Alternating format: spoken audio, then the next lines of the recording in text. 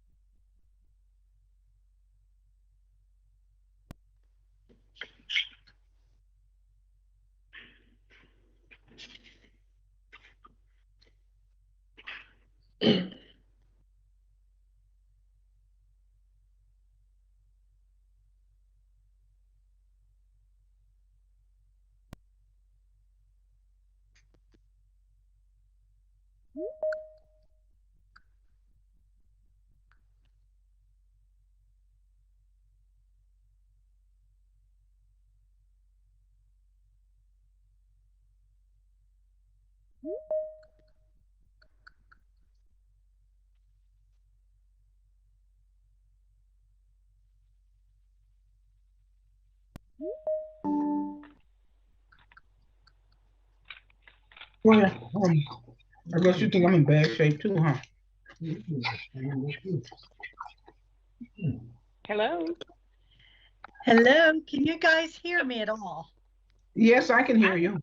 Oh, Yes, hallelujah, this because is, I've got, Pamela Baldwin. this is Kathleen. Mm-hmm.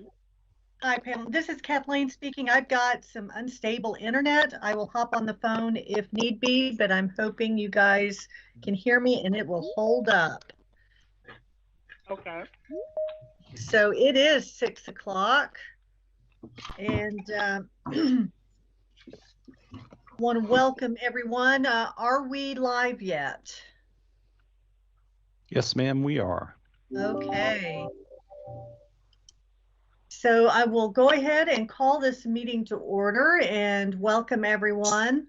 I'm going to remind that this is recorded in a public meeting. I will not go through our public charge, but I know that all will abide and will roll smoothly. And Alana, I'm going to ask if you would do the roll call so that we can determine quorum, and please, when your local government is called out, to state your name and declare whether you're present, and the delegate should speak first rather than alternate, and then the alternate follow.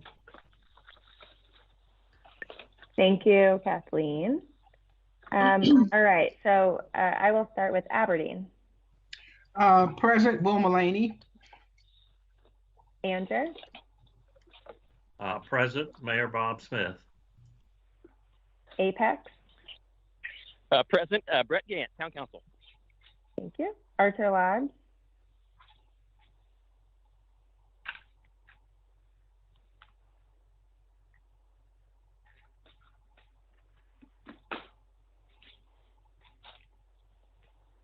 I think I saw Mark, but I will come back, Mark. Benton.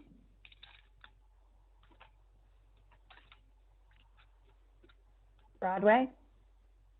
Broadway, Thomasville, we're here. Tommy. Cameron. Scarborough. Carthage. Cary. Carrie, Jennifer Robinson. Chapel Hill. Chatham County. Dayton.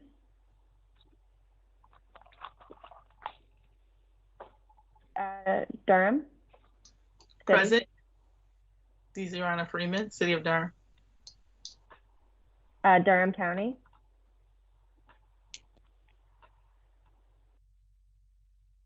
Fuquay Varina.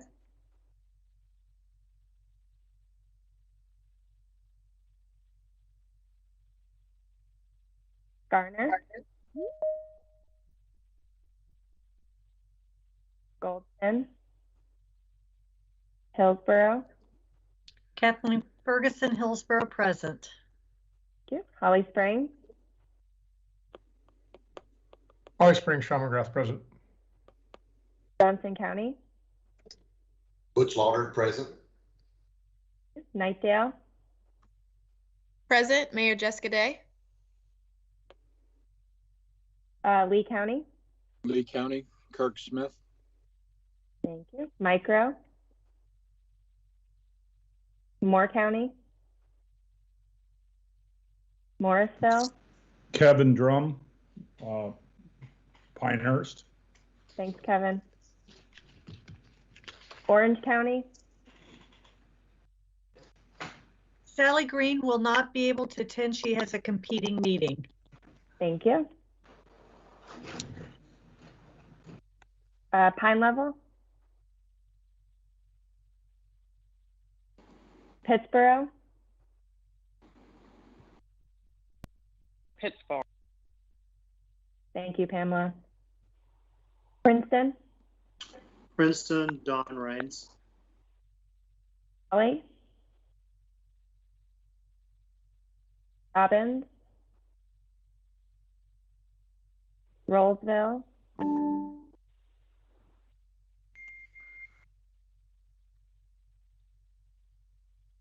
Ronnie Kern, present. Thank you, Ronnie. Sanford. City of Sanford, Rebecca Wyhoff Salmon, present. Thank you. Selma.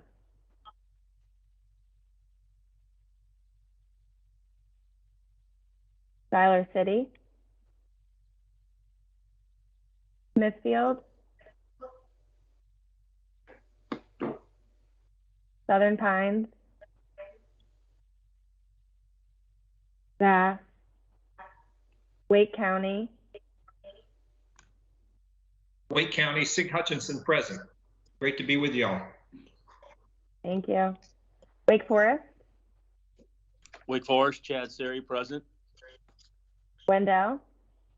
Joe DeLoach, here. Wilson's Mills.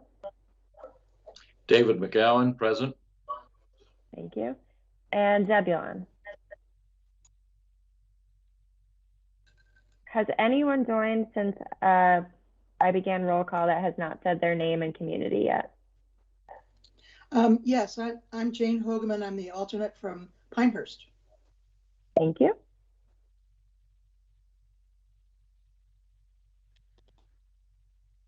Any others?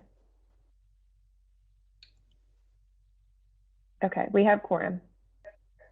Great, fantastic. Thank you. Welcome again. I'm going to ask if anyone has any changes they wish to make to the agenda. Hey, this is Jennifer Robinson. Alana and I had talked about having RDU as a topic on the agenda, and I didn't see it on the draft agenda, but maybe it's been revised since I saw it. We do have as part of the business item, the regional advocacy campaign for RDO Airport. Oh, okay, so it is on there. Okay, all right, sounds good. I just didn't look at the latest agenda. Thank you. No worries.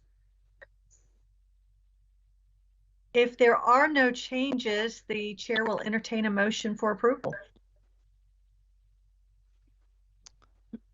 Madam Chair, you can, since it would require a roll call vote, as the chair, you have the prerogative to say the agenda stands. Oh, fantastic. Then I declare it so. So thank you. And speaking of chairs, this next portion it is my honor and pleasure to recognize Mr. Mayor Don Rains, our extraordinary past president, who presided over an extraordinary period. It has been a true pleasure to serve with him in many capacities. Don, we want to thank you very much, and we wish to present, and it's sad that we can't present this to you in person, but certainly virtually want to present just a small recognition of your contribution and service to Triangle J as our chair.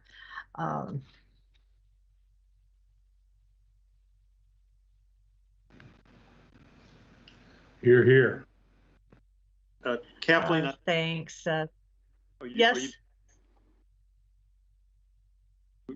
I thank the Kathleen and all of the delegates for serving last year, and it had its challenges. One meeting in particular, but it was enjoyable. We made a lot of progress this year, and I know we're in good hands for the future. Thank you for your service. You're welcome.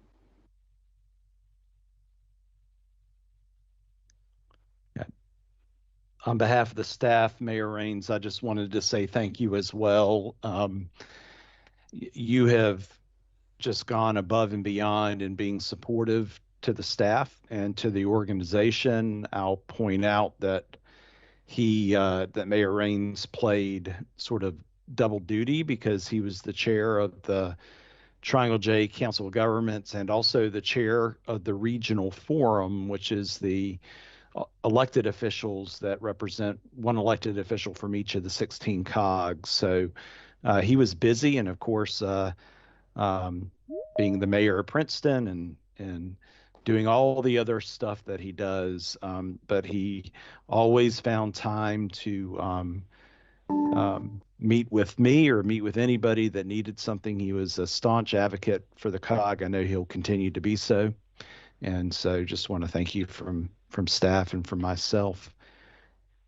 I think I've talked long enough that the chair is back. So thank you very much. You're welcome. Thank you, Don.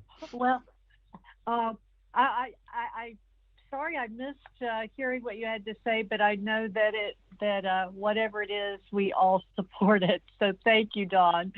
What can I say? We're very grateful. And I'll add one comment, Kathleen. I think you're going to be an advocate for broadband expansion, right? Oh, just a little bit. I just got to laugh. What else? So with that, I want to go ahead and Jenny, do we have new staff? And yay. Yes, thank you, Kathleen. Yes, I'm Jenny Halsey, the Strategy and Operations Manager for Triangle J. I'm also the HR officer with that. And I'm pleased that we have 4 new staff that has started in the last couple weeks with us. And so I'll start off introducing my new staff, Chantel Haskins. I'm just thrilled to have her.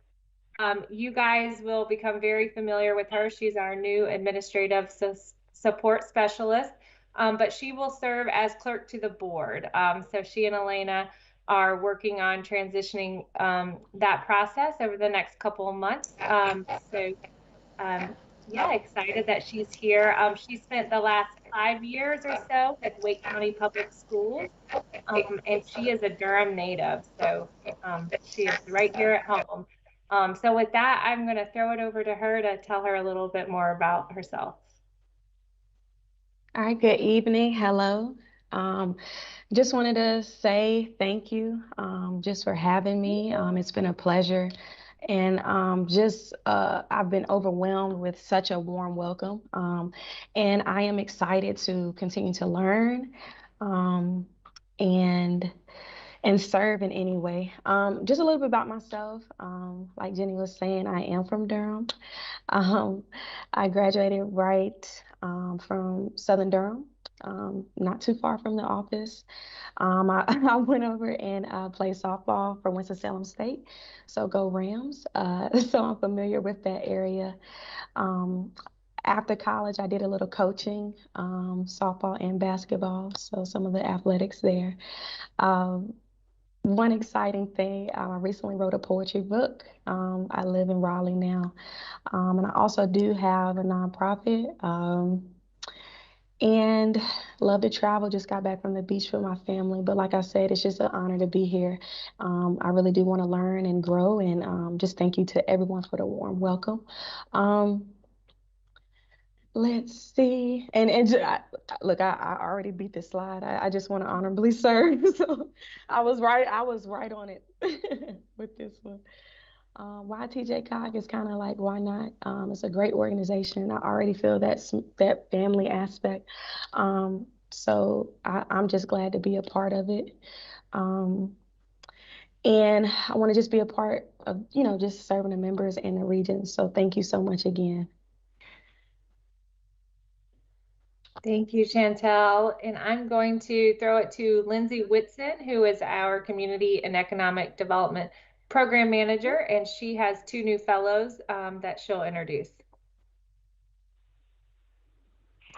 Hi, thanks, Jenny. Yeah, I'll just go ahead and introduce Matthew, and then ironically, our next fellow is Curtis, which is Matthew's first name. So I'll introduce them both and then they can go. But Matthew Curtis is our strategy and innovation fellow, and he's going to be working under 2 projects, one specific to our regional economic development district, where he's going to be conducting research and policy recommendations for economic recovery strategies, but then also doing work for equitable transit-oriented development throughout the region. And he'll be putting those findings into practice later in his second semester. And then the next fellow that will be going after him is Curtis Lee, and his fellowship program is through the NC LEAD program, which is housed out of UNC School of Government. And he's providing planning technical assistance to the towns of Pine Level and Princeton. And then the remainder of his time will be used to support economic recovery related projects under CARES Act funding. So I'll let Matthew go ahead and start. All right. Hi, everybody. My name is Matthew Curtis, as mentioned before, and I am proud to serve as the Strategy and Innovation Fellow for the next 10 months or 9 months. So I've been a North Carolinian since I started my adult life. I spent most of my time in North Carolina in the Triad over in Winston-Salem, first attending Wake Forest University and then working at a law firm in the area. I moved to Durham about a year ago so that I could attend the Sanford School of Public Policy at Duke. And I'm basically right around or just past my 1-year anniversary in Durham. And I can say it is without doubt my favorite place that I've lived. So the main things I study at Sanford are housing, community development, racial equity, social determinants of health, and anything and everything involving transportation, especially public transit, and especially rail and bus service, which will carry into what I'm doing for TJCOG. So, as mentioned before, the main projects I'm working on are about equitable economic development for Lindsay, equitable transit-oriented development, and just how both of those can be propagated throughout the region. And an additional thing I'm doing both for TJCOG and for my master's program is I'm going to be working on a master's project related to the upcoming transit projects in the area. So I guess the last thing is just why TJCOG? Well, first of all, I was fascinated by TJCOG's work on regional affordable housing, transit, economic development, regional resiliency, and just generally like the structure of an organization that focuses on bringing so many diffuse types of communities, whether it's rural areas or major cities like Raleigh, and getting them to work together towards kind of regional metropolitan goals. And I definitely wanted to contribute to that, particularly in the areas that I'm passionate about, such as the commuter rail project, equitable post-COVID economic recovery, and so on. And finally, and perhaps most importantly for my own purposes, that I definitely love the Triangle, especially Durham, and I'm hoping to stay involved in Triangle area public policy for months, years, and maybe even decades after I finish my time at Duke. And in addition, everyone I've met at TJCOG is just been wonderful to work with and for, and it's just been a great experience to start.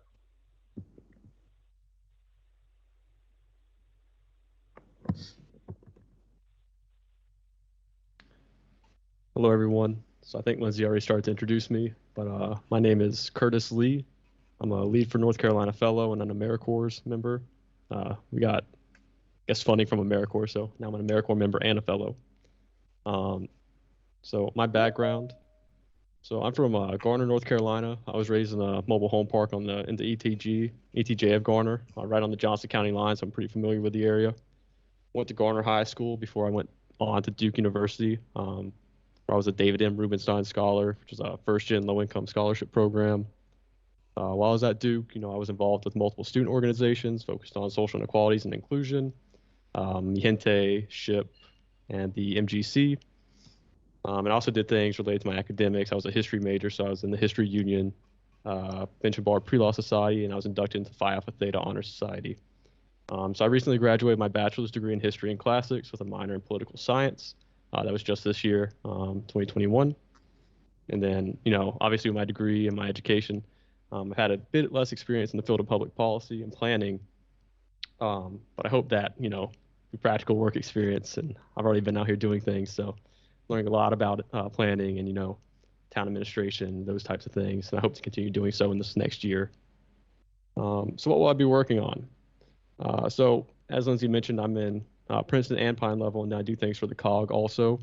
So in Princeton, I'll be working with town staff to modernize and rewrite the town subdivision ordinance. I'm also going to be submitting a SIRI application for the town. In Pine Level, I'll be working with town staff to draft a comprehensive land use plan to bring the town into compliance with 160D. I'll also be working with them to update their subdivision ordinance and checklist and to create some guides to help developers, gain that information easier rather than reading the ordinance directly. And then finally, for the Triangle J Council of Governments, I'll be compiling capital improvement projects from our member municipalities to help assess needs and desires of these communities while also finding areas for cooperation. And then also I'll be compiling a database for climate resilient land use strategies in response to the changing climate and the expected outcomes of that. Finally, why TJCOG? So, coming in as an LF&C fellow, I didn't necessarily apply directly to the COG. I was chosen, so thank you for that, obviously. But I really wanted to be at the COG when I remember or the locations for the LF&C fellows.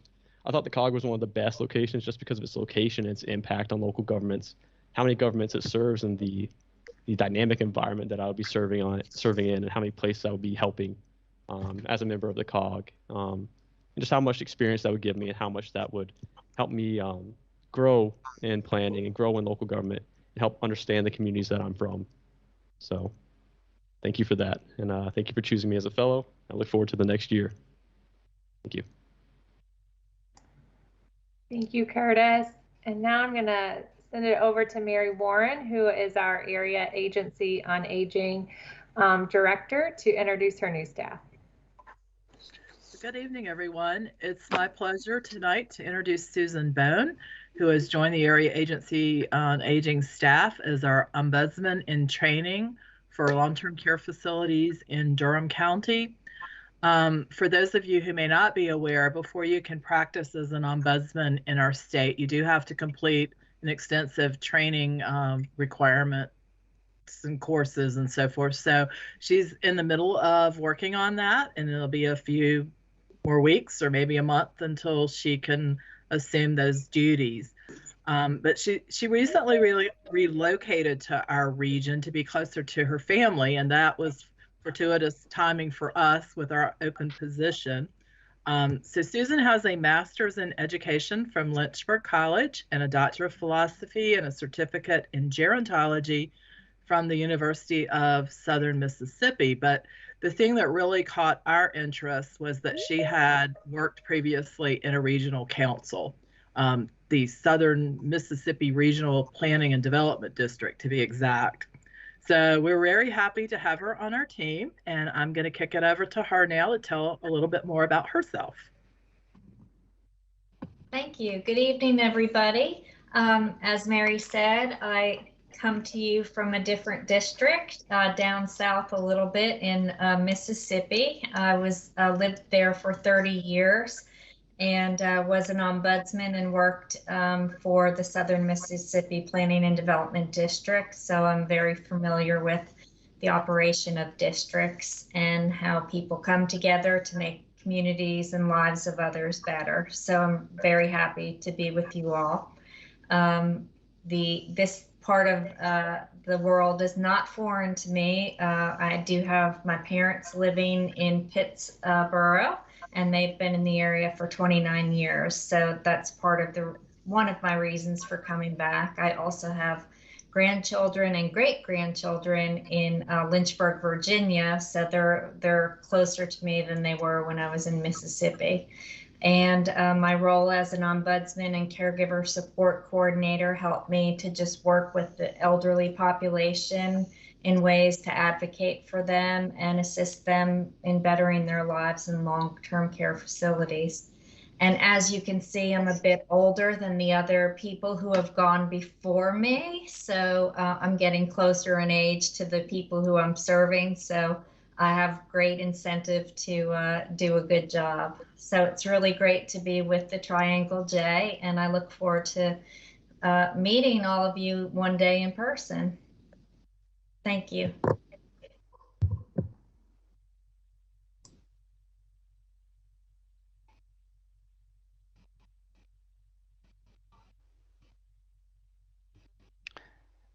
Madam Chair, I just real quickly want to welcome all these new employees.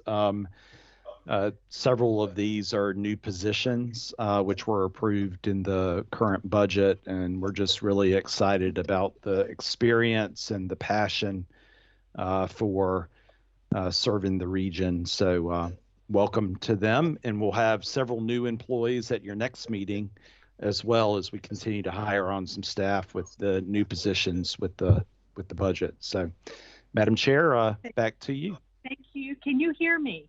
Yes, ma'am. Okay, great. Because I was attempting to welcome, and apparently only the ether heard me. But thank you for pitch hitting. And with that, we'll move on to the the legislative update in the American Rescue Plan. And for that, Alana, I believe you and Leslie both will be presenting this. Yep, thanks, Kathleen. So I will just quickly provide introduction for Leslie. For those of you who are at our May meeting, Leslie has joined us once before. She provided an initial overview of the American Rescue Plan and what was coming to our region. And so she's back. We have a standing partnership with her that I will actually talk about later on in the meeting. And she's going to just provide some updates about the American Rescue Plan, and then also a lot of other moving things with the federal government, just to make sure that everyone is aware of all of the opportunities coming from the feds right now. So Leslie, I'll turn it over to you. Thanks so much, Lena. Appreciate it. And good evening, everyone. I'm going to first actually cover, before I jump into ARP, I'm going to cover all things Washington for a quick moment, just to kind of tell you some things that are going on there, because we have had some change in plans in terms of August recess. The House has been called back to handle some legislation. So I wanted to cover that very quickly. Probably the thing that most people have been waiting on, and really the sole reason they were called back, is for the approval. It was on a party line vote for $3.5 trillion budget framework.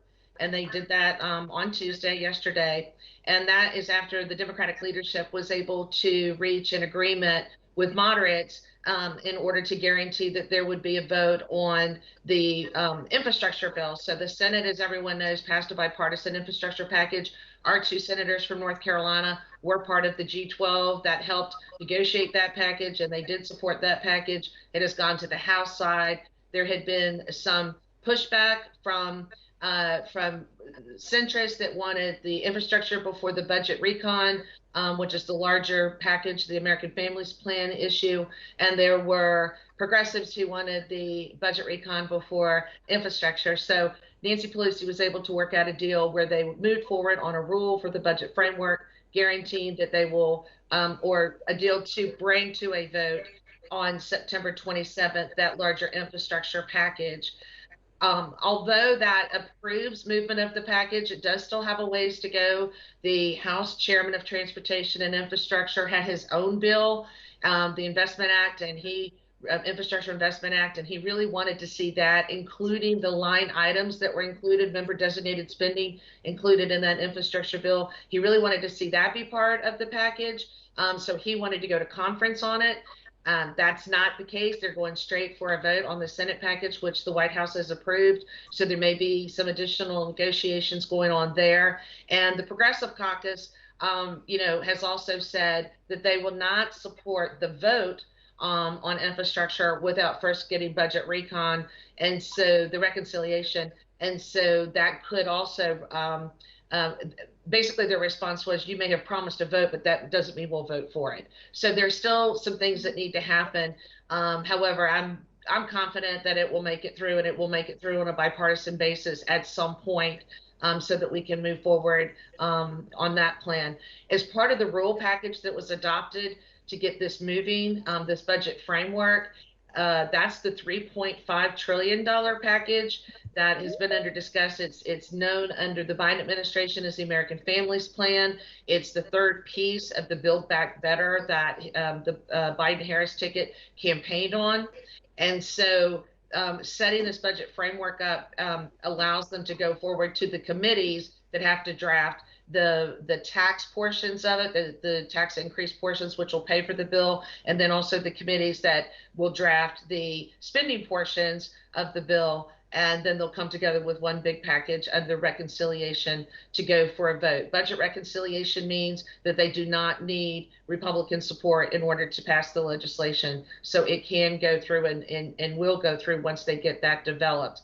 The legislation, the budget reconciliation legislation, that's the piece that includes things like climate change, new provisions for climate change, tuition-free community college, Medicare expansion, and a number of other things. And I do believe that, while we know what the Biden administration wants in the framework that they provided, we'll, have to wait and see what the legislation looks like to really get the details on how this funding would become available. I personally believe that it will be a combination of some funding through existing programs, bringing back maybe previous stimulus type of programs in the past Obama administration, like energy efficiency block grants, maybe some of those ideas. And then there'll be a lot of new grants that will come about as a result of it as well. And so I encourage you all to continue to watch these grant alerts that we're putting out, and encourage your staff to keep an eye for those. They come out on the 5th and the 20th from my office, and we're going to continue to follow all these different ways that you can receive funding.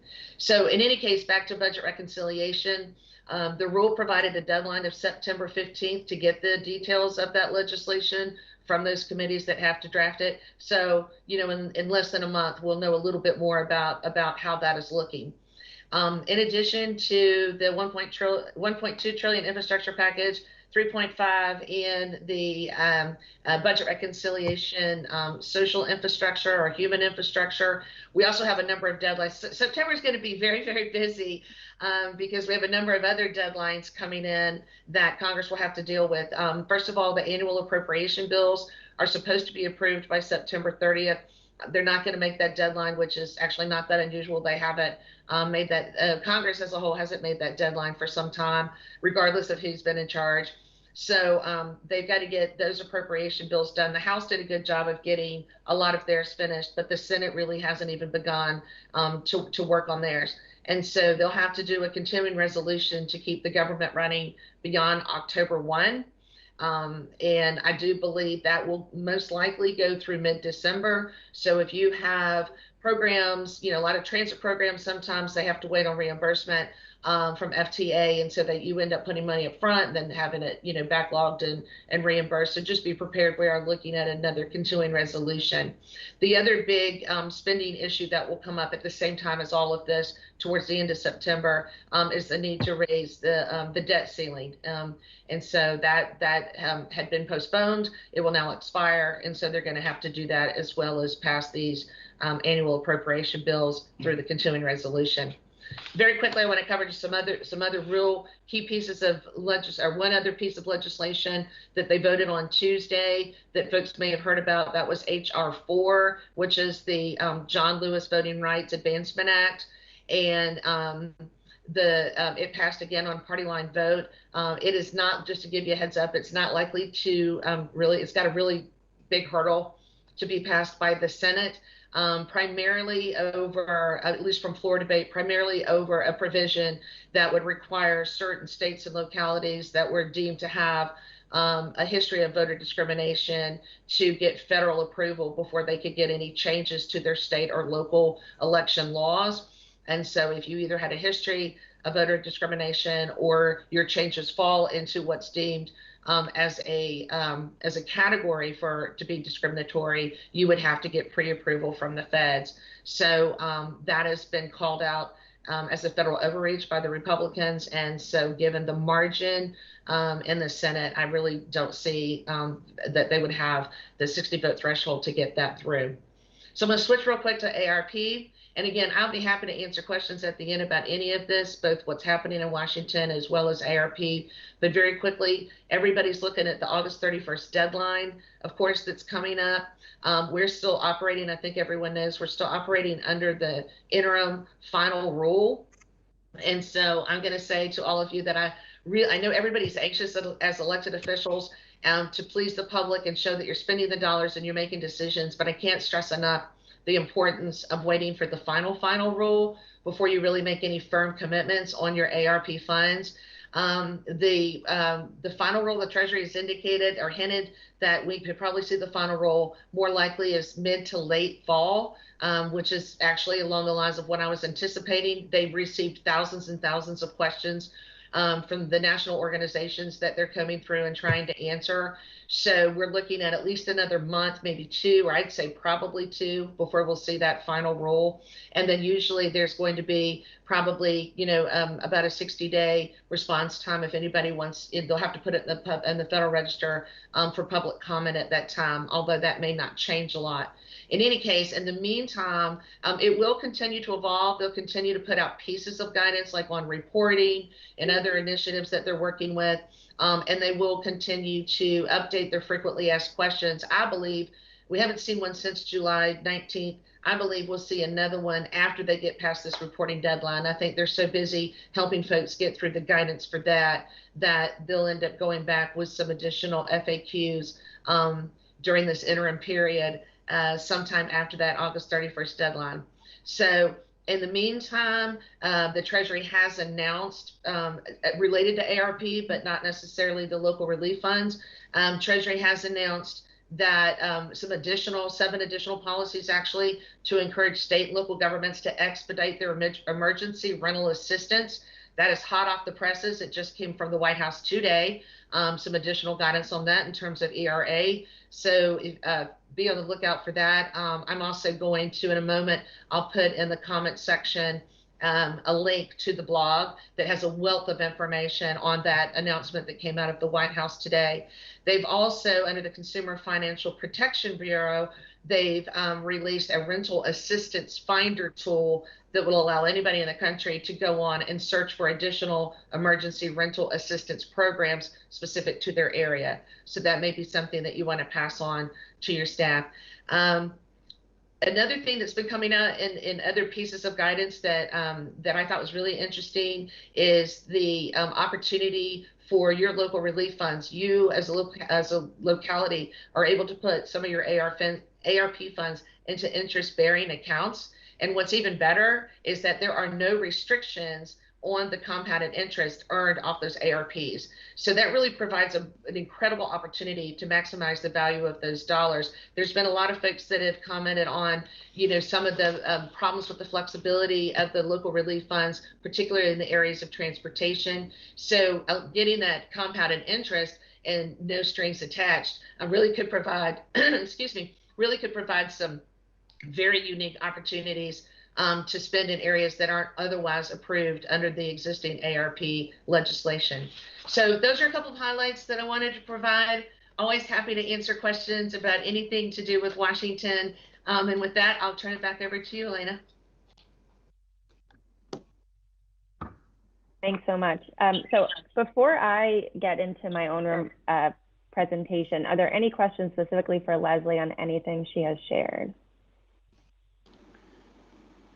If you could just share the blog link also offline, that would be great.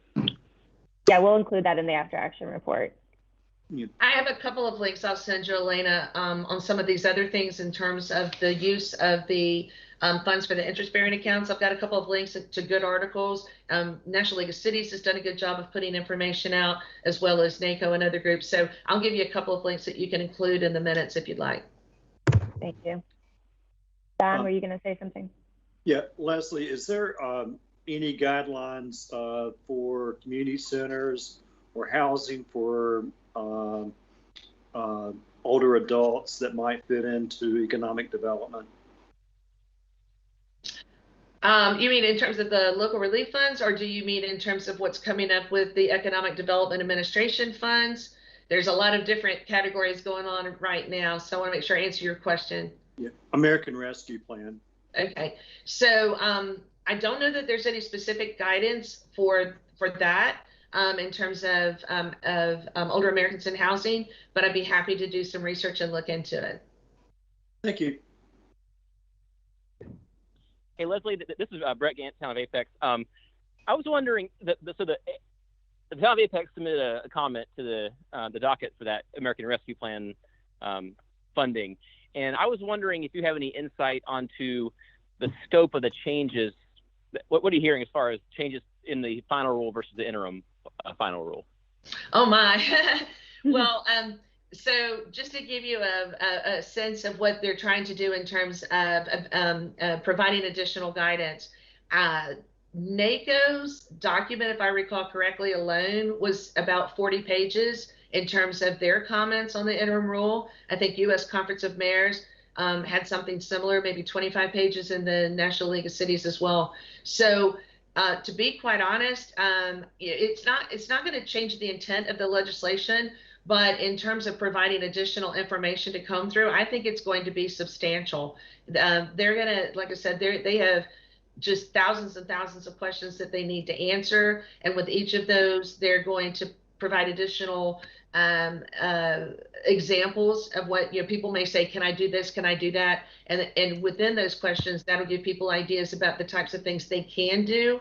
And I believe this is going to be ongoing for some time. The final rule may come out, but the frequently asked questions will go on beyond that, because the department that's been set up within Treasury to implement these funds is not going away. It will be available through 2024 for these funds, and so they'll continuously be taking questions on how the local relief funds, in particular, helping localities decide how they can spend those funds to stay within compliance.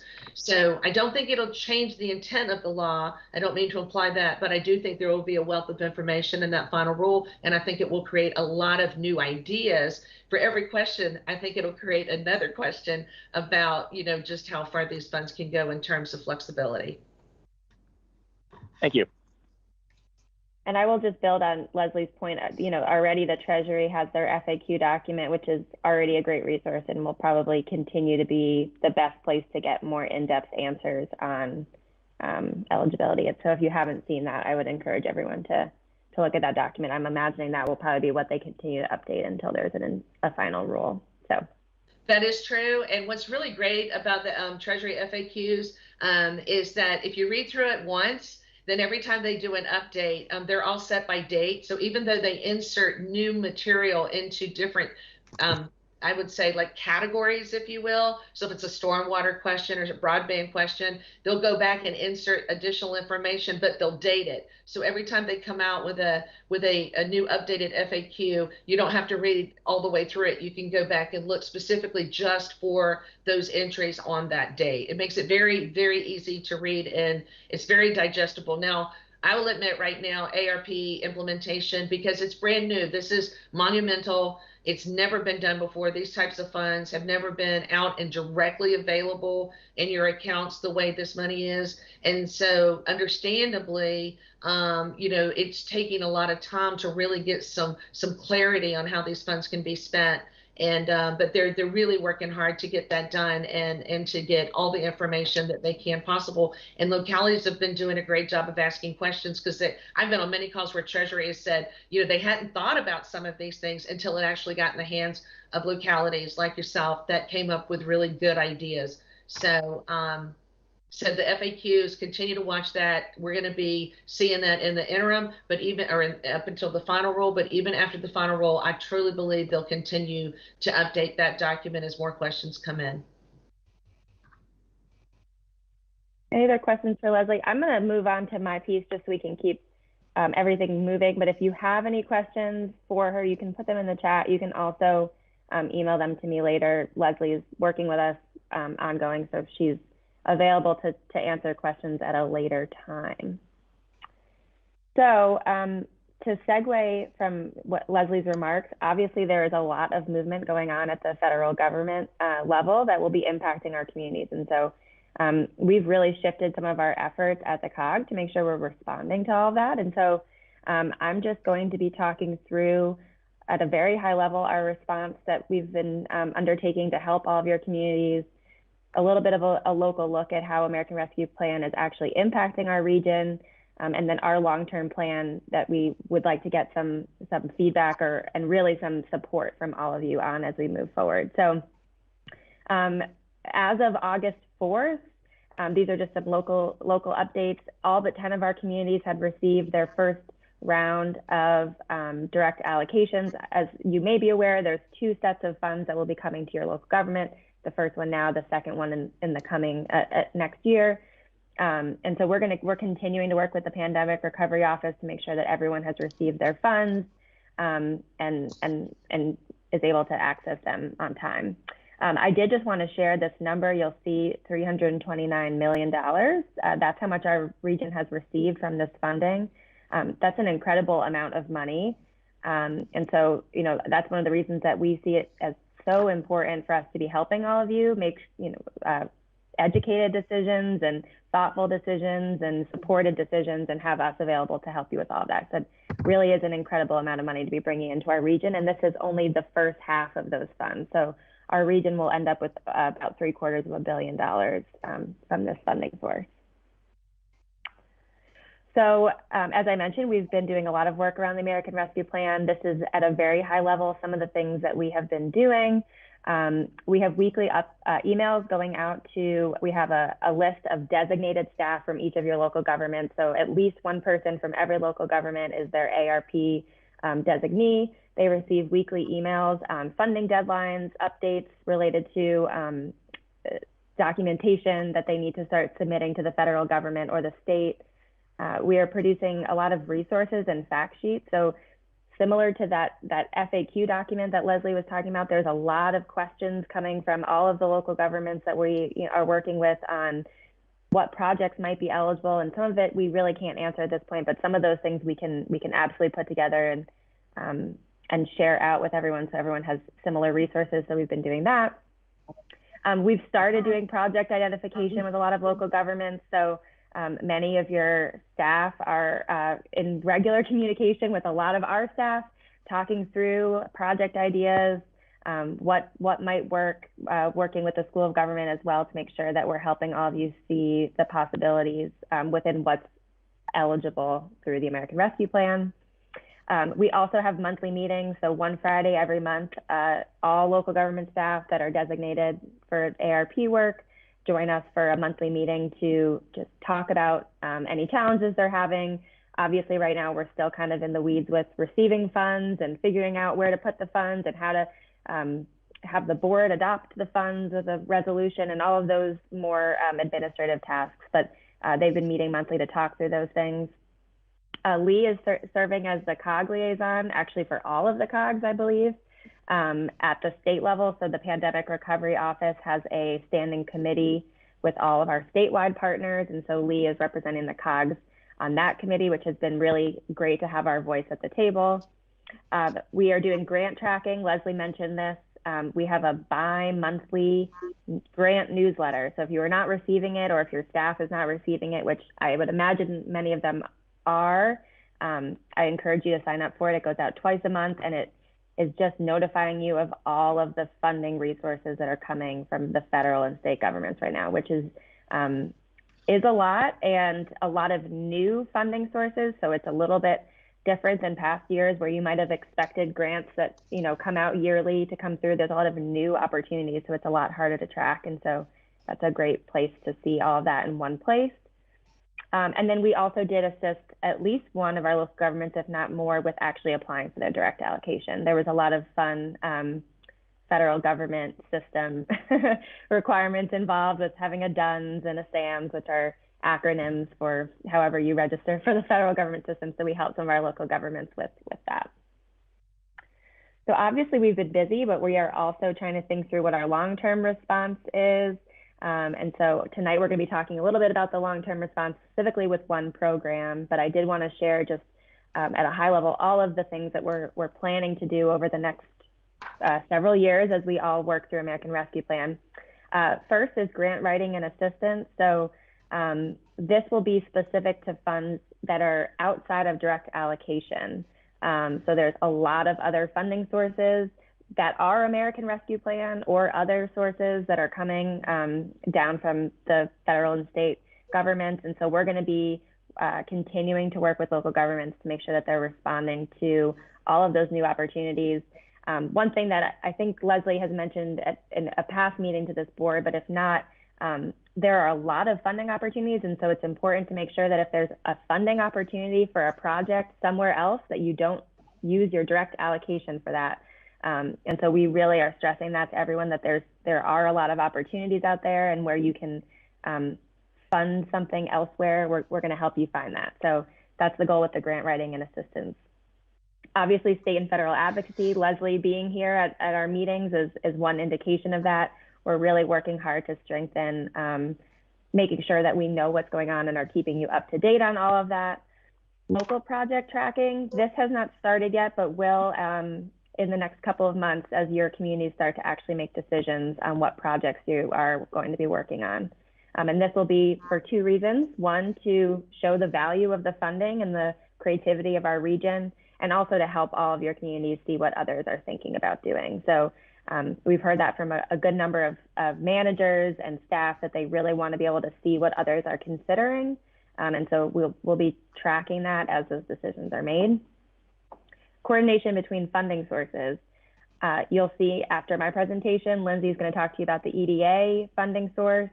And that's a great example of that coordination. And there's so many different pieces moving down from the federal government, and it's important that we keep an eye, kind of an eagle's eye view on all of those different efforts. And then brainstorming. We are thinking through ways to actually host themed brainstorming sessions based on the emerging project trends we're hearing. So I'm sure many of you have heard conversations about water and sewer infrastructure. That's just one example of something that we're hearing over and over and over again, and we'll probably be having some themed brainstorming sessions on that topic. So tonight I'm going to talk a little bit more in depth quickly about our grant assistance program. That's part of the reason that we have a request from all of you. So we are, this is the first long-term strategy that we're launching for American Rescue Plan. And so this program, we've never had a dedicated grant writing and grant assistance staff, and we are going to be launching that in the fall, so next month.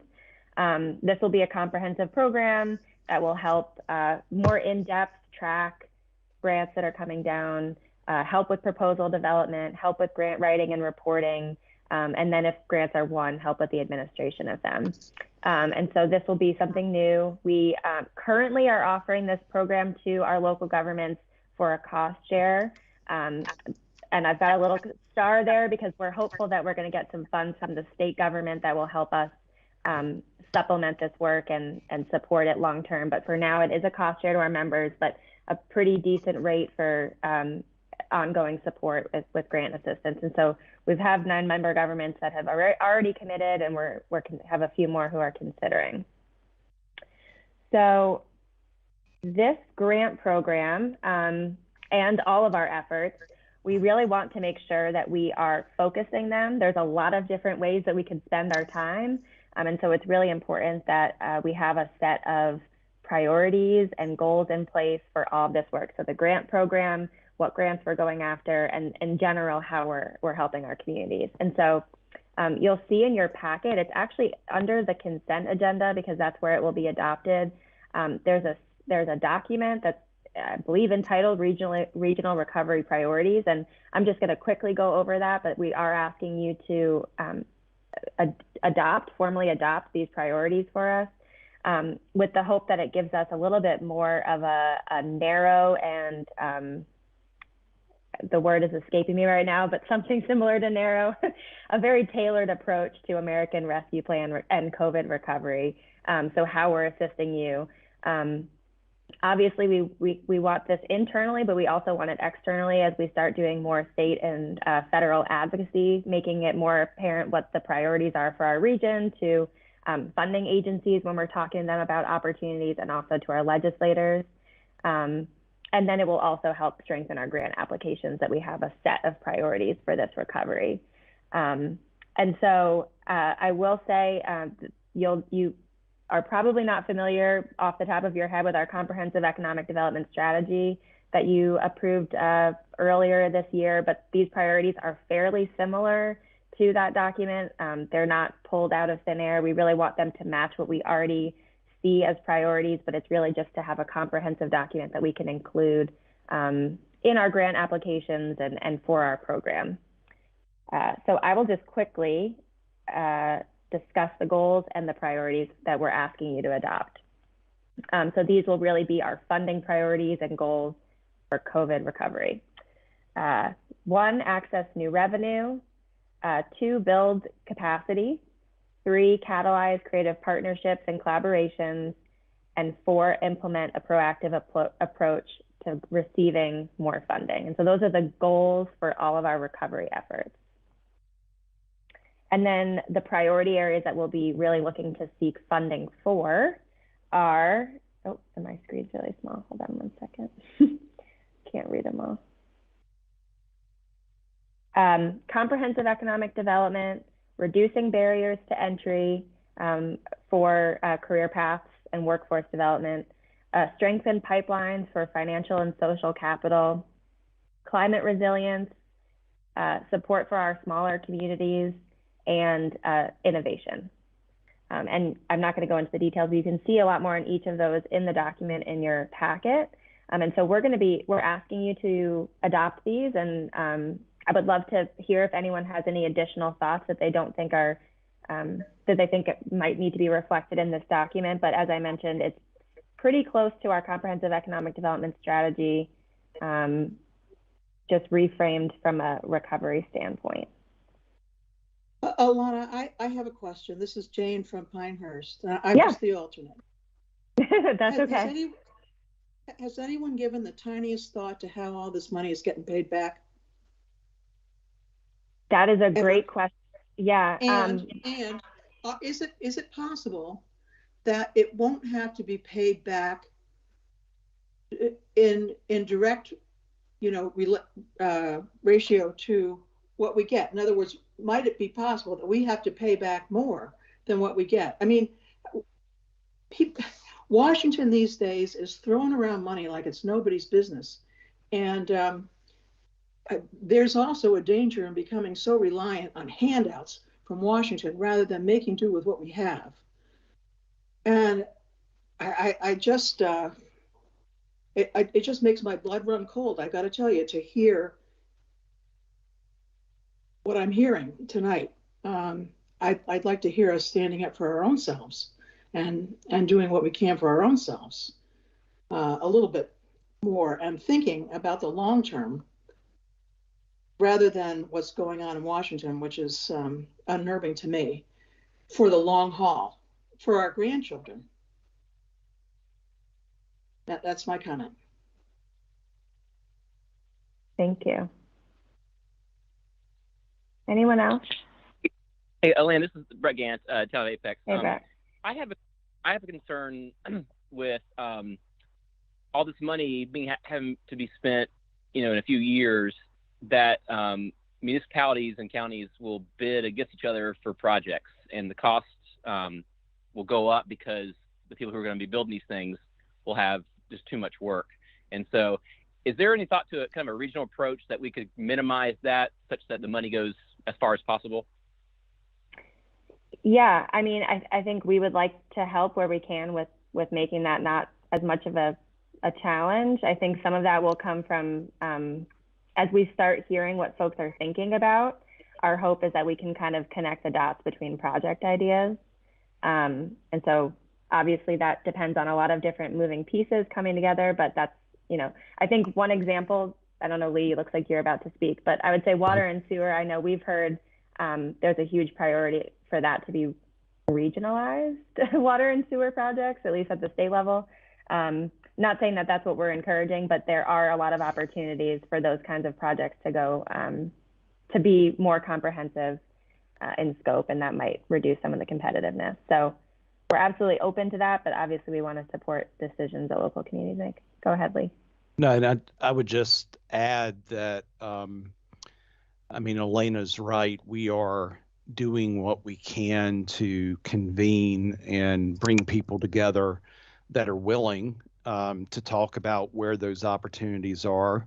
I've heard, as you've said, Councilmember Gant, that concern is enough labor, prices going up.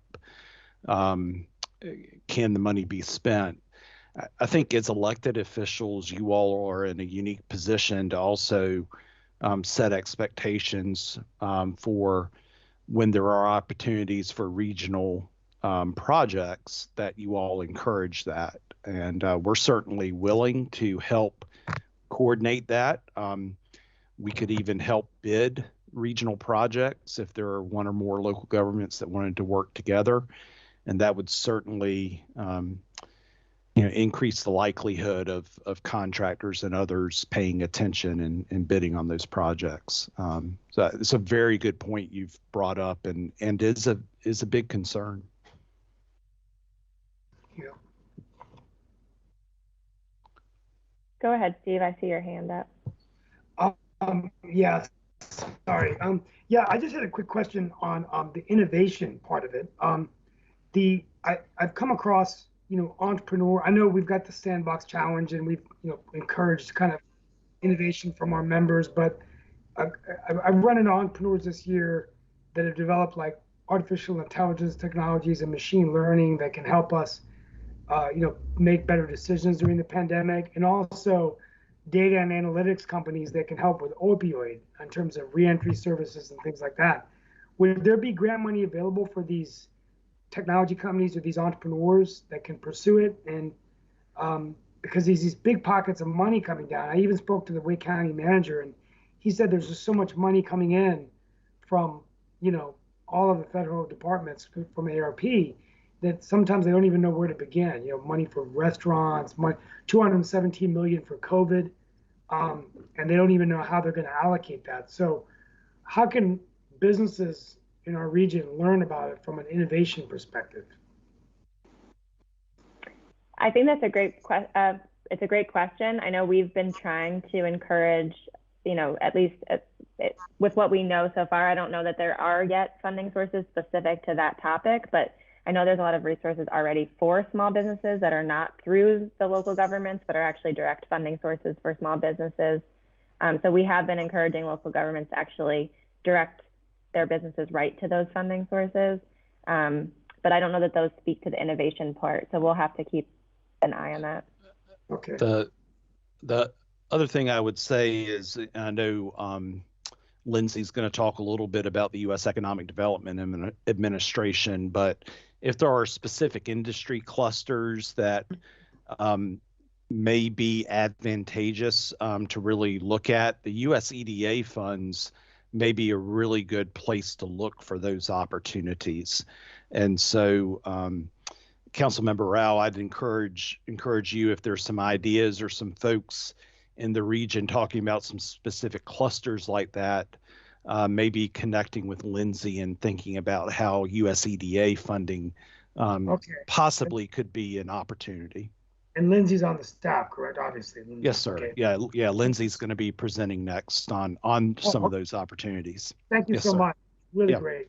Yeah, I was just going to add, like, industry specific, it would be under EDA, but I'm not familiar of any funding directly to like entrepreneurs or startups that's available. Yeah, that's where it's just so hard, because I know I don't want to take up time, but there's just, I know like there's solutions available. These companies could do a lot. Maybe it's leveraging our congressional delegation too. Here in Morrisville, carry David Price, Deborah Ross. I mean, having them maybe know where they could go within the EDA or even the SBA.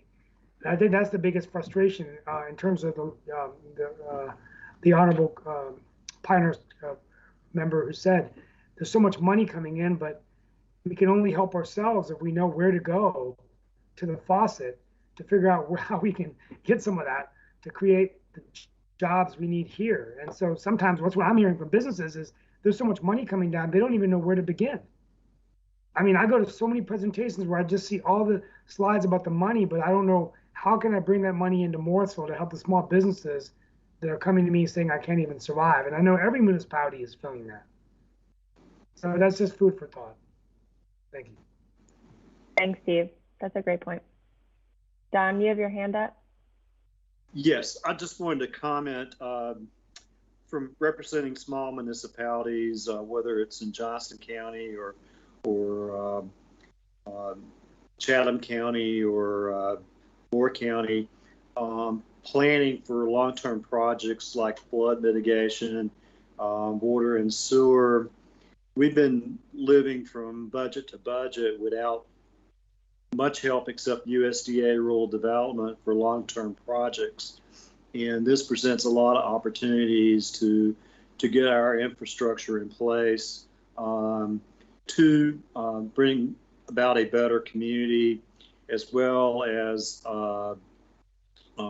making sure our citizens are not impacted by floods or lack of water and sewer infrastructure. So there are a lot of positives here that we can balance out for our future, and this regional funding approach,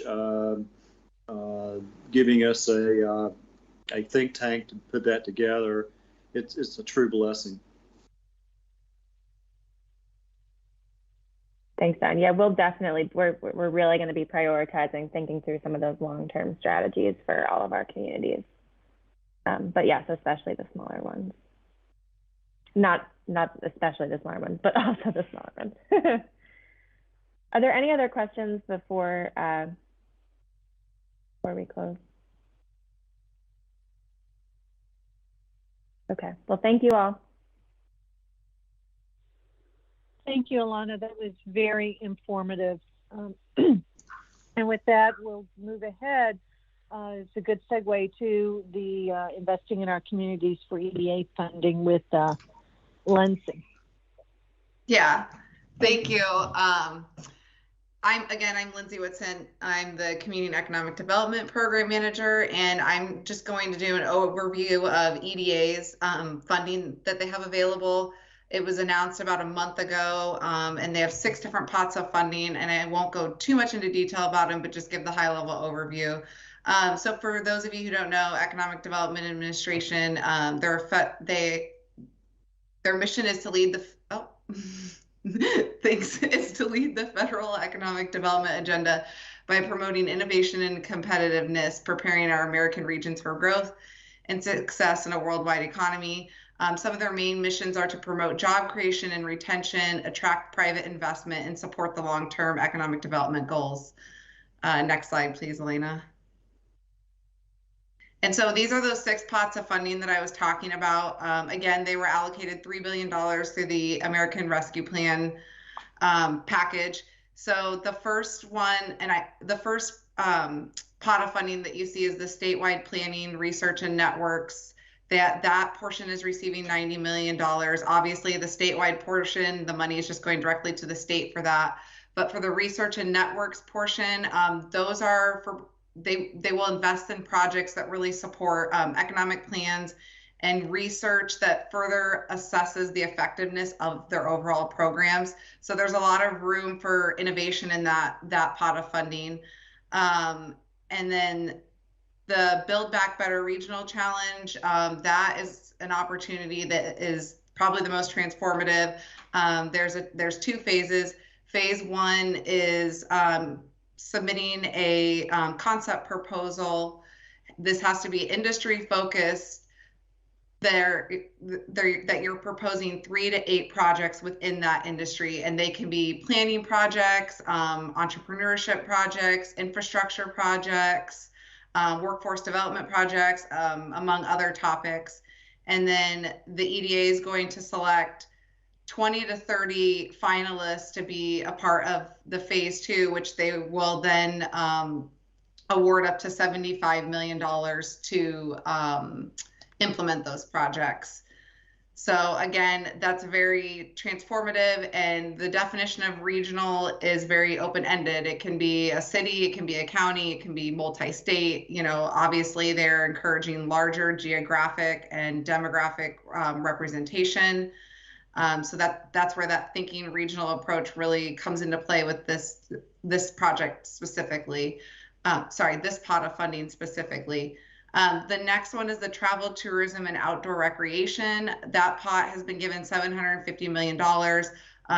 A portion, or half of that, has gone again directly to the states, but they do also have a competitive grant program underneath that funding pot, and they will support projects that help the tourism, travel, and outdoor recreation industries recover from COVID.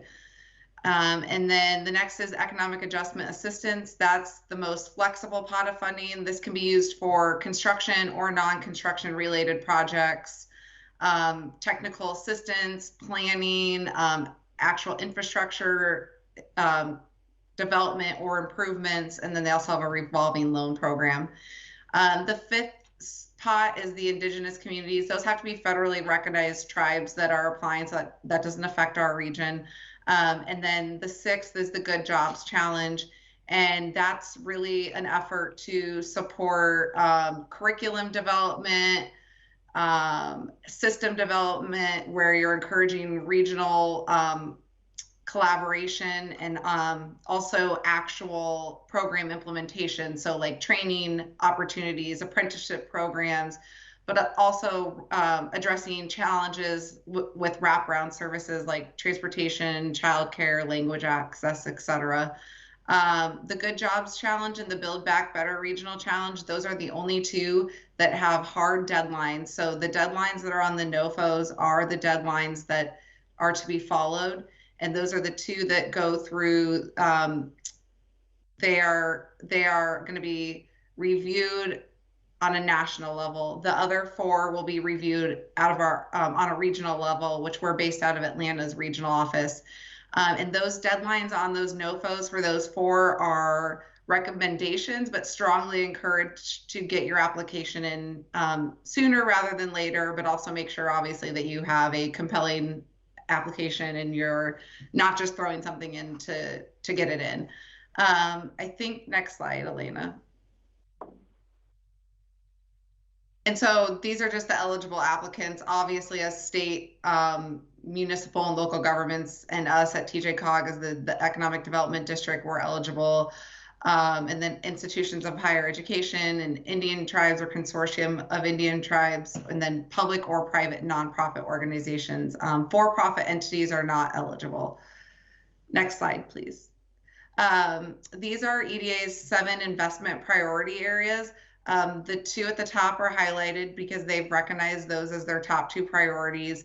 All applications have to have a recovery and resiliency component tied to it and has to be addressed in the application. But they're also heavily focused on equity, whether it's geographic equity, racism, based on race, or just lower invested or lower resourced communities in general.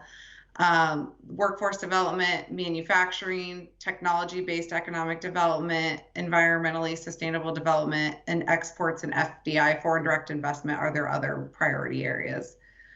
Next slide, please. Just to talk about what TJCOG has done thus far, we did create an EDA NOFO 101, and I'm sure Elena can send that out with the follow-up items. Just again, very high level overview, because those NOFOs are like 50 pages long. So it gives the rundown of what's eligible and what's a competitive grant within those funding pots. We did hold a webinar with Hillary Sherman, our North Carolina State EDA rep. We partnered with Piedmont Triad Regional Council to hold that a couple weeks ago, and we do have a link for that. We also held office hours today. Those are obviously over now, but it was an opportunity for our members to have one-on-one time with myself and Hillary Sherman to discuss project topics. And then the last bullet, just recognizing that I'm available anytime to meet with you individually, or we can pull in Hillary Sherman and talk about project development or just overall competitiveness of an application, processes, etc. Next slide, please, Elena. And then just the current services that we offer in general. I just wanted to call out grant writing and administration. We can obviously assist with the writing of a grant application for if you are applying for a construction related project. You will need a grant administrator that you cannot use your engineering firm for. So one benefit of the COG is that you can obviously just bypass the federal procurement process, and we're available to administer your award if it is received. And again, that's for construction projects, but we can administer non-construction as well. And then Lee mentioned earlier the concept of thinking regionally, and I've been on 20 plus calls with Hillary, again, our EDA NC rep, and that's the constant theme is regionally, and regionally doesn't have to be our exact COG boundaries, but again, just really they're wanting to invest in projects that that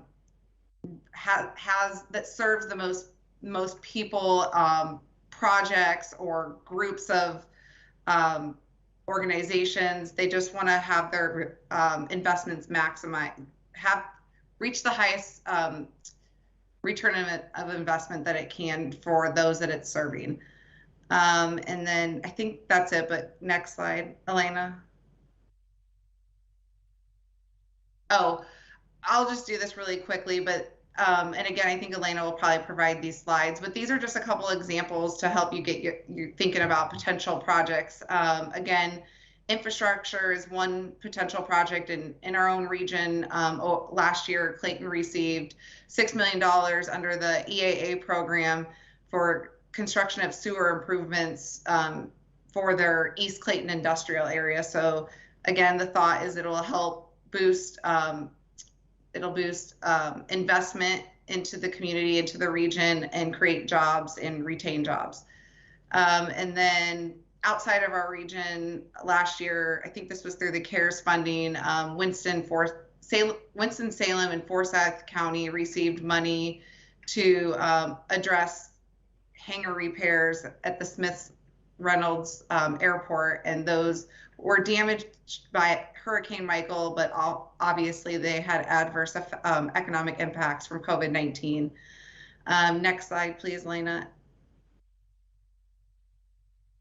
Just a couple other examples that Moore County Partners in Progress last year, again, through the EAA, this was through the EAA Disaster Supplemental Grant Program. They received money to evaluate the viability of establishing an entrepreneurship hub in Moore County. So that's another type of project that EDA can support.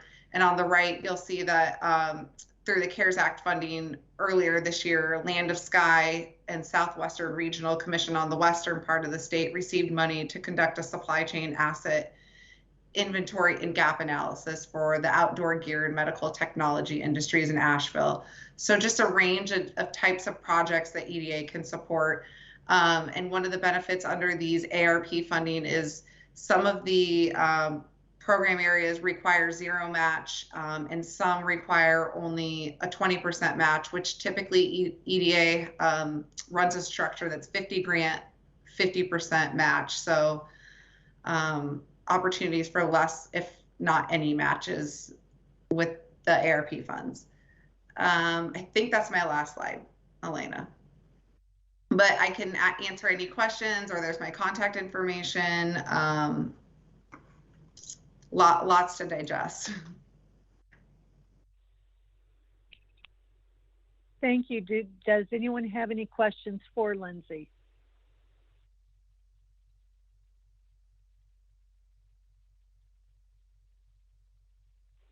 Hearing none, thank you again. Very informative, and look forward to receiving the slides in the after action report.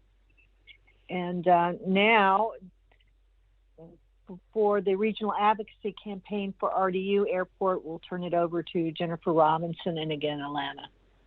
Excuse me. Hey, everybody. So for those of you who don't know me, I'm a councilwoman for the town of Cary. And I think you might recall a couple meetings ago, we had Mike Languth from RDU Airport speak to us about the dire needs, budget needs that the airport has. And many of you, like Alana and me, have probably been in meetings before where Michael has talked about this dire budget need. And that inspired a handful of people to say, let's go ahead and try to do something to assist the airport in a coordinated fashion. Because I think you probably all remember, Michael, at the end of his presentation on their budget crisis, implored us all to write letters. And it was somewhat vague. It's kind of like, who do we write this letter to? What are we asking for? And so what we have done is we've come up with a strategy to have a huge public-private endeavor. So we're hoping that we can get all of the governments in our region, as well as all of the major businesses and any minor businesses that would like to participate too, to participate in a letter writing campaign that will predominantly be directed to the US DOT, but would also be directed toward FAA and would give information or insight into our request to our representatives in Congress. So let me tell you a little bit about, how we're strategizing around this. There are a lot of budget needs that the airport has, but one thing that Michael mentioned to you is that the main runway that the airlines that we ride on use is crumbling, and it has to be replaced. And so there's been a study done to say that to replace the runway, which is called 5L23R, if we want to replace that, it's going to cost $366 million, which is just absolutely huge. Now, what we are asking of the US DOT is that they appropriate 75%. They give us a federal match of 75% of those funds. So if the runway is $366 million, we're going to ask for a very huge amount of $274.5 million of the federal government for this runway. Now, Jane, I fully respect your concern about the huge amounts of money coming out of the federal government. So let me just make a brief point at this time about this request for $274.5 million. Some things that people don't realize about our airport. The first thing is that RDU has historically received only 7.2 cents in federal funding for every dollar in tax paid by RDU passengers. So let me say that again. The RDU passengers come through, we pay taxes. For every dollar that we pay into the federal government, historically, we've only gotten 7.2 cents back. On that reason alone, we think that we're justified in asking for some federal funds to be coming our way.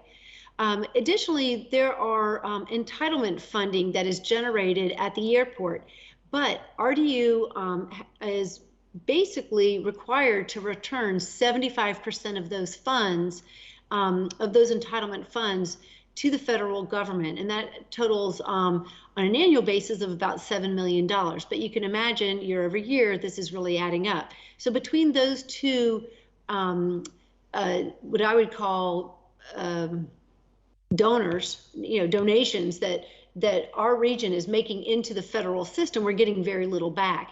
I don't know if you guys have ever heard of this expression, but there are some cities that are like donor cities. There are some regions that are donor regions. We're giving more money into the federal government than we're getting back. This is a real opportunity for us to request some of those funds back for something that will be meaningful for our region.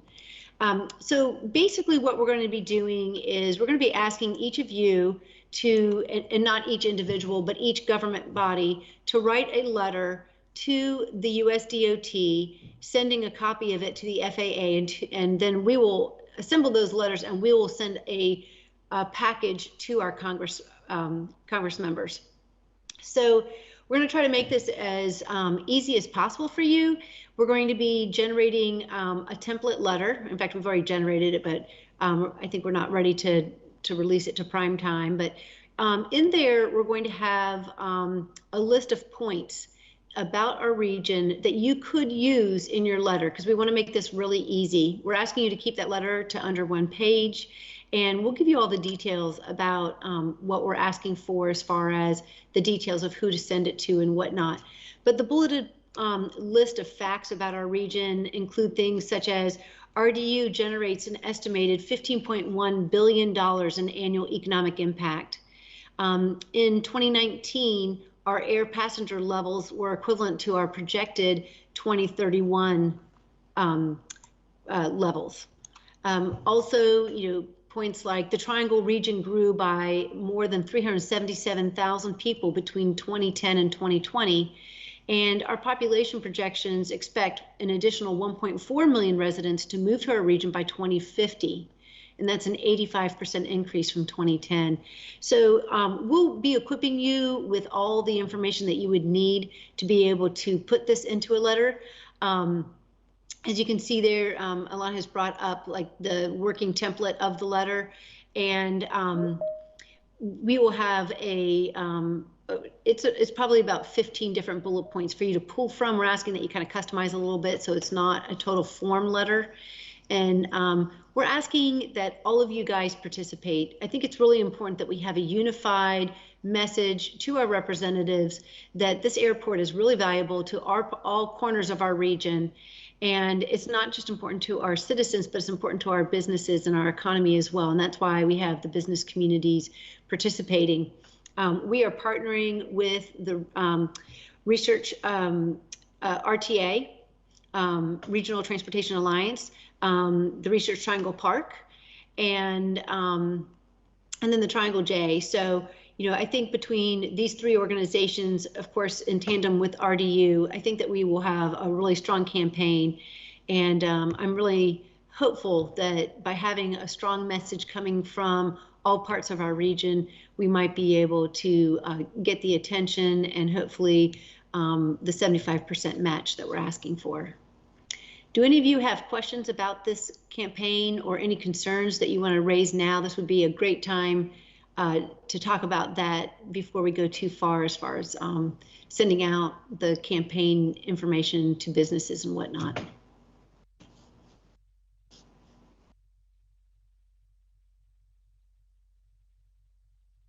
I see I've stunned all of you with this brilliant recap of this program. Jennifer? Don? Yeah. Yeah, this is Sig. Listen, I cannot say how much I support this enough.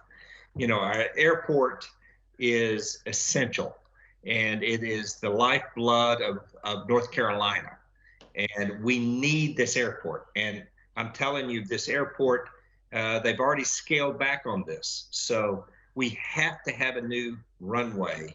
But in addition to this, there's a phase 2, which extends the runway so we can get to Asia and China, that kind of thing. But we have to get this done. And we're underserved, and the money we're getting from the federal government, as Jennifer has said, we have to get this done. So I'm in Wake County, we're going to do this, but I would encourage all of our members not only to write a letter, but to reach out to your representatives so we can get this done. So thank you, Jennifer, for being a leader on this. Well, thank you, Sig, for your comments. You're absolutely right. I think I have heard this runway is referred to as the 2 most important miles of pavement in our region. And given the dependence that we have for air travel on this runway, I agree with that statement. Don? Yeah, I think this is an important campaign, and Johnston County is fully supportive of this because a lot of our pharmaceutical industry and as well as other employers and residents depend on the airport. I don't know what amount of money is in the infrastructure bill that has passed the Senate and now is in the House, but I'm sure there will be additional funds for airport expansion, but we need to go for the big gusto. Thank you, Don. Yeah, we are also, we're keeping an eye on all of the funding opportunities, but this FAA, these FAA funds are ones that we think that we have entitlement to, and is a strong chance for us to be able to receive the match. Jennifer, can you hear me? I'm Mark Wilson. Yeah, hey, Mark. Hi. Some of the people I think that you might have not known about to touch base with is the Professional Air Traffic Controllers Union, their representative at RDU. They do have similar type interests of what you're expressing, and they have lobbying abilities with the congressional teams that they testified before. So that may be a point that you want to look into. And also within the FAA itself, besides the Federal Aviation Administrator, you have the Director of Air Traffic Control Services. That's great, Mark. I really appreciate that recommendation. I took notes on what you said, and one thing that is going to be really important as we do this is that we want this campaign to go viral. So if you know of organizations, of course, that one we'll pursue, but if you know of other organizations or businesses, reach out to them and ask them to participate in this. The instructions will be sent to your clerk, but if any of you want the instructions so you can pass it on to a friend, do it. I ran into a friend at the gym, and he's the president of Triangle Brick, and he knew nothing about the airport needs, but he strongly depends on that for his business's travel.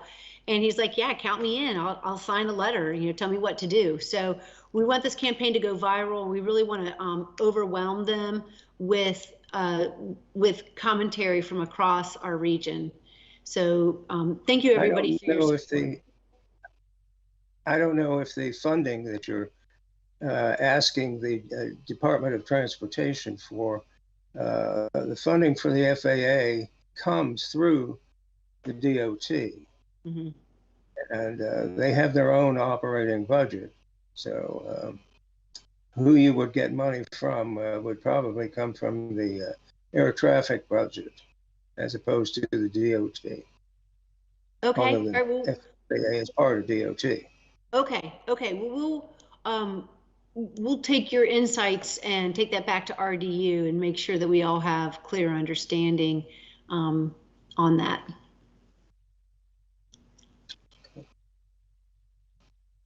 Anyone else? All righty. Well, in advance, I thank all of you for participating, and the COG will be getting out instructions to you, and we'll be assembling, just so I can reiterate this again, we'll be assembling a soft copy of whatever you send to the US DOT Secretary, because we're going to be putting together books of all of these letters for our congressmen. So thank you in advance, and we appreciate it. Well, thank you, because I had exactly the same thought after the initial presentation of how important this was and not knowing the who's, what's, whens, and feeling very ill-equipped. So this is incredible work, and I appreciate your leadership. Oh, happy to. I have to say, I've heard that presentation at least 5 times from Michael, and every time he ends it by saying, please write a letter, and I'm like, who do I write a letter to? What do I say? What am I asking for? So that's why we decided to do this, is to kind of give everybody that assistance so that we can actually take action. Thank you. All right, with that, it is time to move on to our consent agenda. Excuse me. So we did adopt the consent agenda as is, and so the chair will entertain a motion for approval.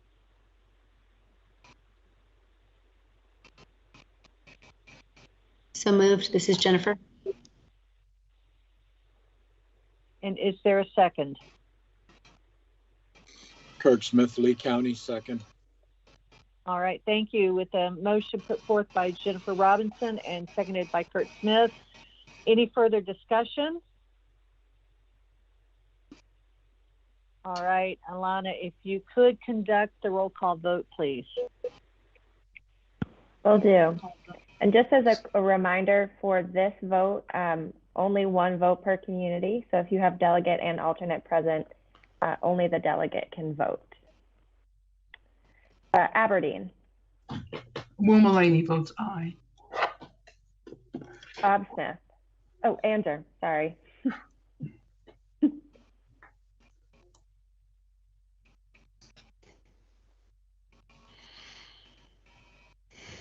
Andrew.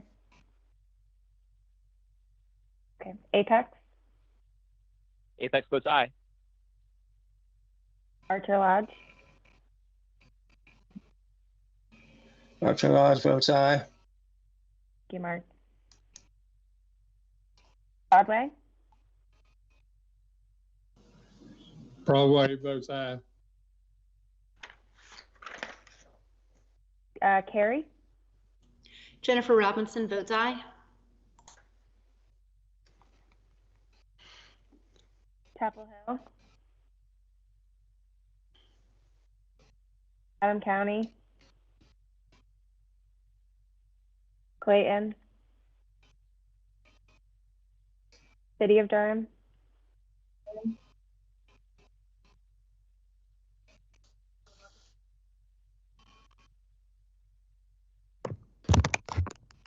City of Durham.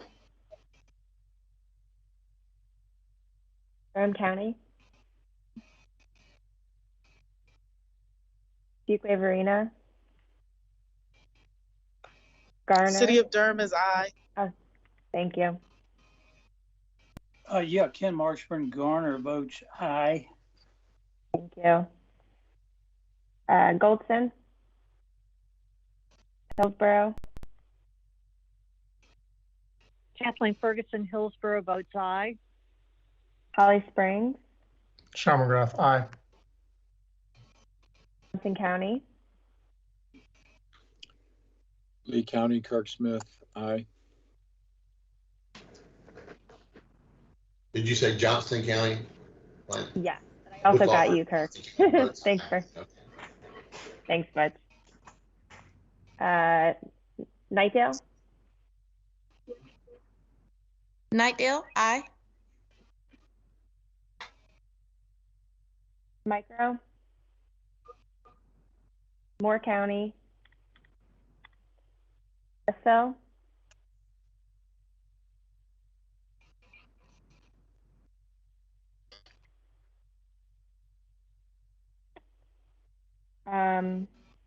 Orange County. Pine Level. Pinehurst. Aye. Pittsboro.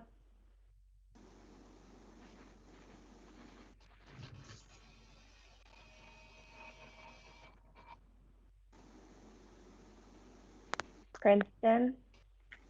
Princeton, aye. Rollsville. Ronnie Kern, Rollsville votes aye. Sanford. Rebecca Salmon, Sanford votes aye. Selma, Byron McAllister, Selma, aye. Siler City, Smithfield, Southern Pines, Bath, Wake County,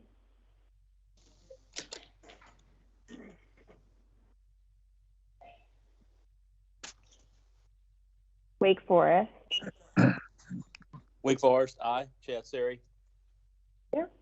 Wendell,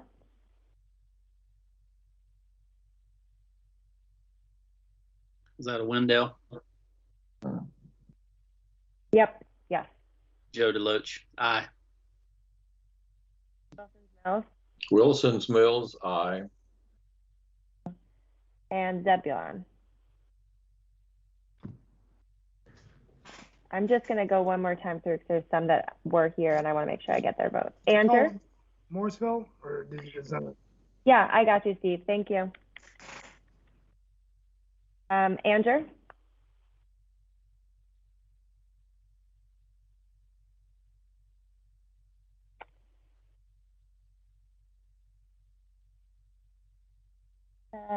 Morrisville, got you. Pittsburgh?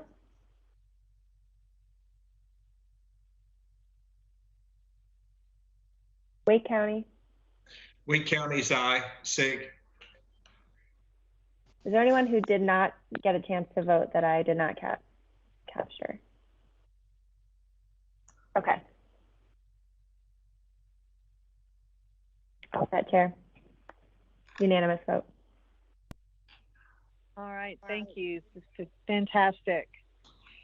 And with that, our executive director's report, Lee, if you would proceed. Yes, ma'am. Thank you, Madam Chair. Wanted to give you several updates this evening. One's an operational update. I wanted to update you on where we were operationally based on the uptick in COVID cases in the region. We are still open to the public. Staff is allowed to come into the office as they see fit. But we are implementing a couple of changes to reduce the number of staff members that can be together in meeting rooms. We've reduced occupancy in the large, medium, or executive committee in the small meeting room. The other thing that I have implemented is by September 1st, any staff members that are not fully vaccinated, in order to come into the office, they would have to get a weekly COVID test, or if they wanted to go to an outside or an in-person outside meeting, would have to get a weekly COVID test. Good news is we are very close, I think, to being at 100% vaccinated, so I don't think this will impact many if the weekly test will impact many if or any staff members at all, but wanted to give you a quick update on operational things with the COG. Related to that, I just wanted again, I know Mary Warren was on, but just give a shout out to the aging team and the work that they're doing around COVID. They are working on a new position that has had a lot of back and forth with the state, a lot of lack of clarity, if I may say so myself, on a vaccine outreach coordinator. I think that's all been solved, and we received our 44-page contract from the state to hire one person, and the aging team has been on top of that and working very hard. We continue to have ever-changing grant amounts and stipulations from the state on the aging side, and they just keep rolling with the punches, and just wanted to give them a shout out. On the member services side, we're really pleased to be helping Kenly with their town manager search. I went to Kenly about a week ago, and their council agreed to allow us to help them with their town manager search. I was also in the town of Wilson's Mills on that same evening, and they're board approved the COG working with them on a new strategic plan. So we're really excited about working with both those communities.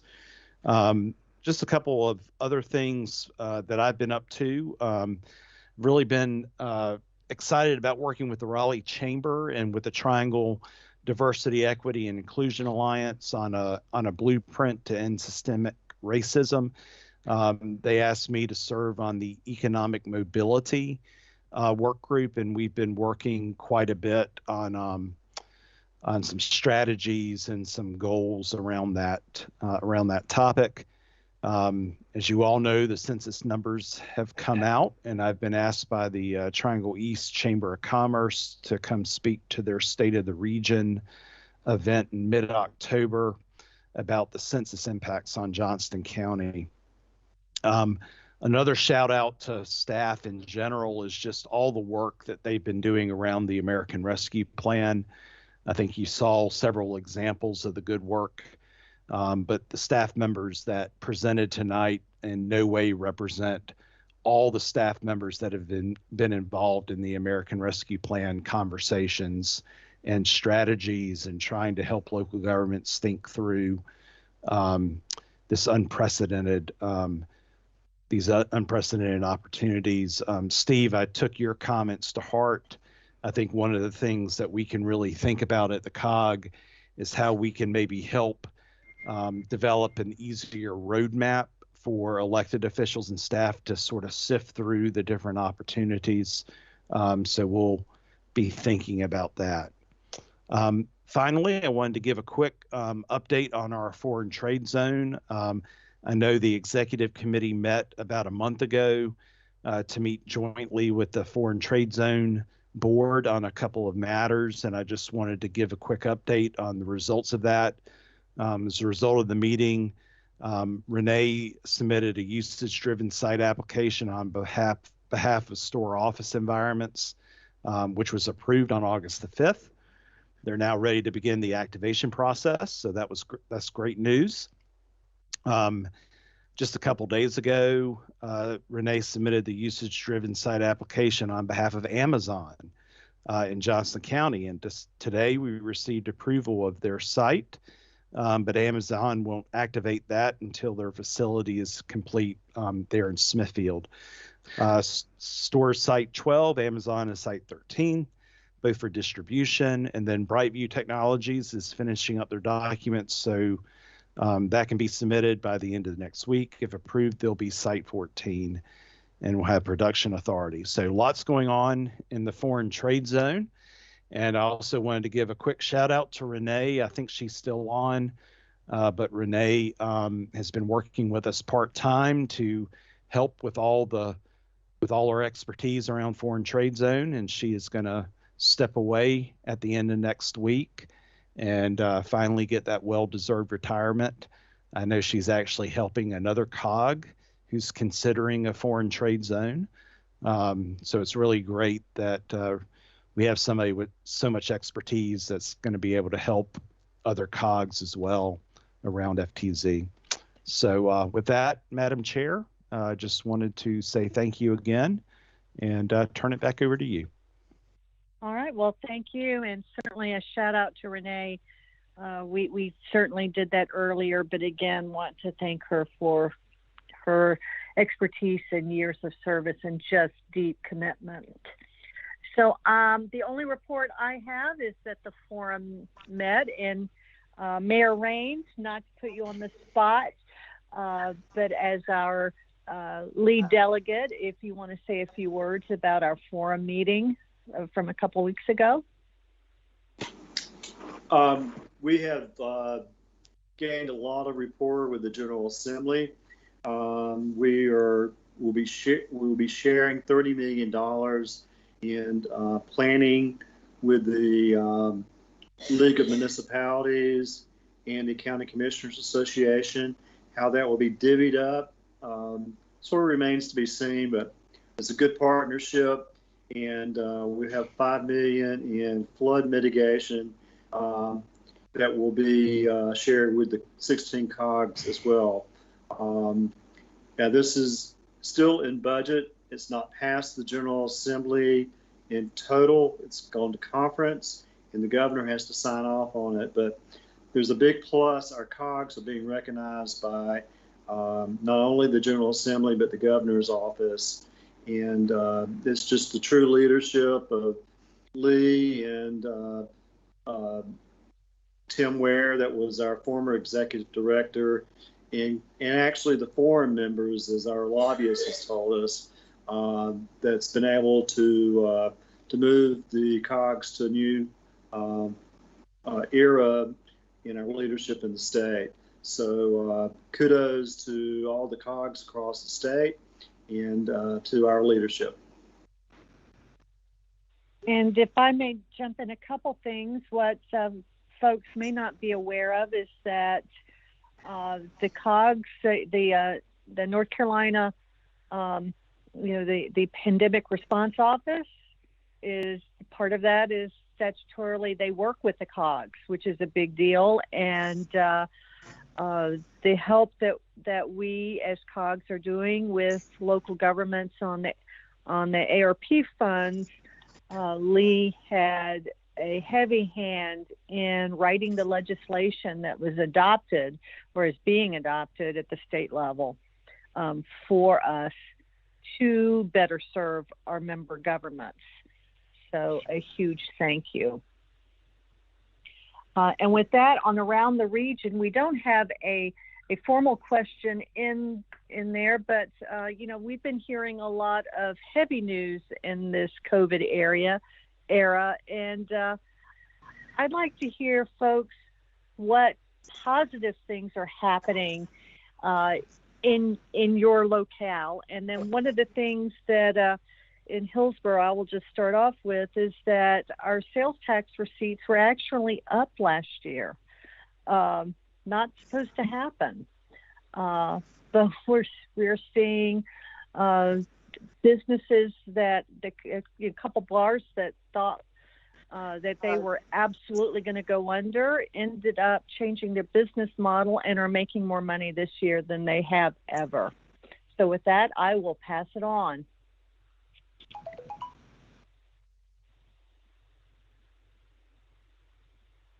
If anyone feels like they want to share, feel free to just jump in. It doesn't. Okay, I'll jump in. Go ahead. This is Wilma.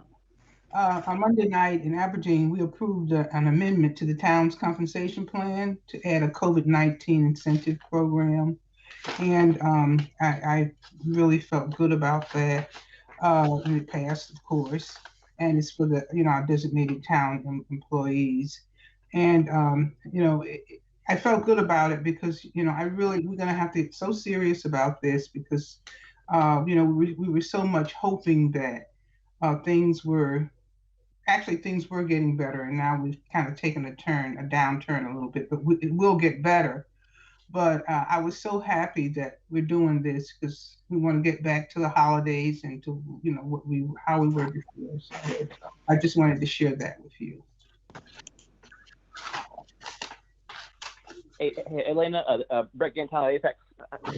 I want to give a shout out to Lee Worsley because we hired a new town manager recently in Apex, and Lee had previously asked, I want to meet with this person when they get hired to kind of say hello and say what the COG does.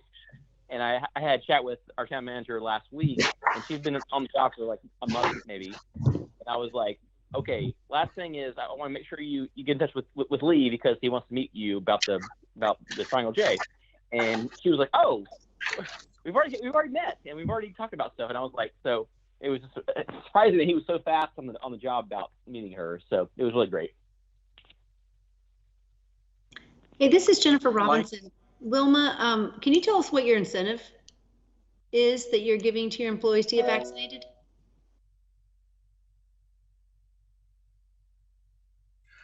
Yes, one of the things is that if you get vaccinated by, we're saying by September 17th, you'll get $300 and 16 hours off if you're a full-time employee, and I think it's 8 if you're part-time. Okay, that's great. Thank you. Okay. Lena, Lana, you hear me? This is Ronnie Roseville. Yep, go ahead. From up here. I think Lee mentioned this. Our numbers came back 152% in the last 10 years, which is a huge number.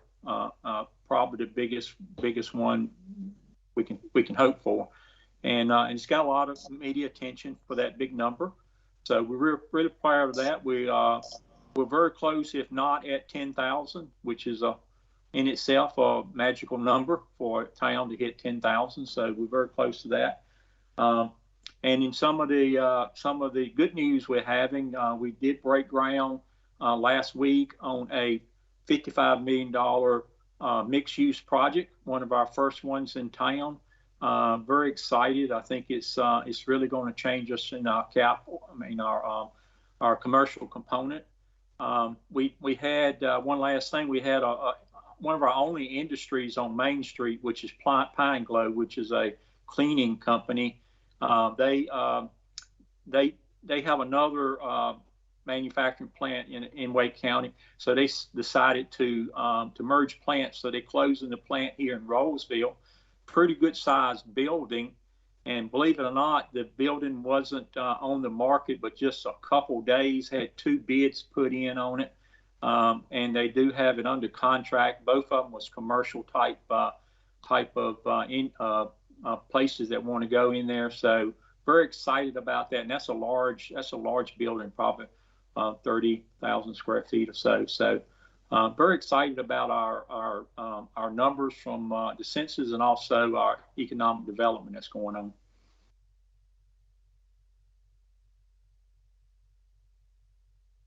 Thanks, Ron.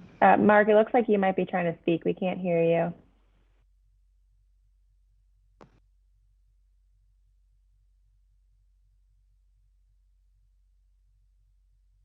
Anyone else? Are you trying to speak, Mark? Oh.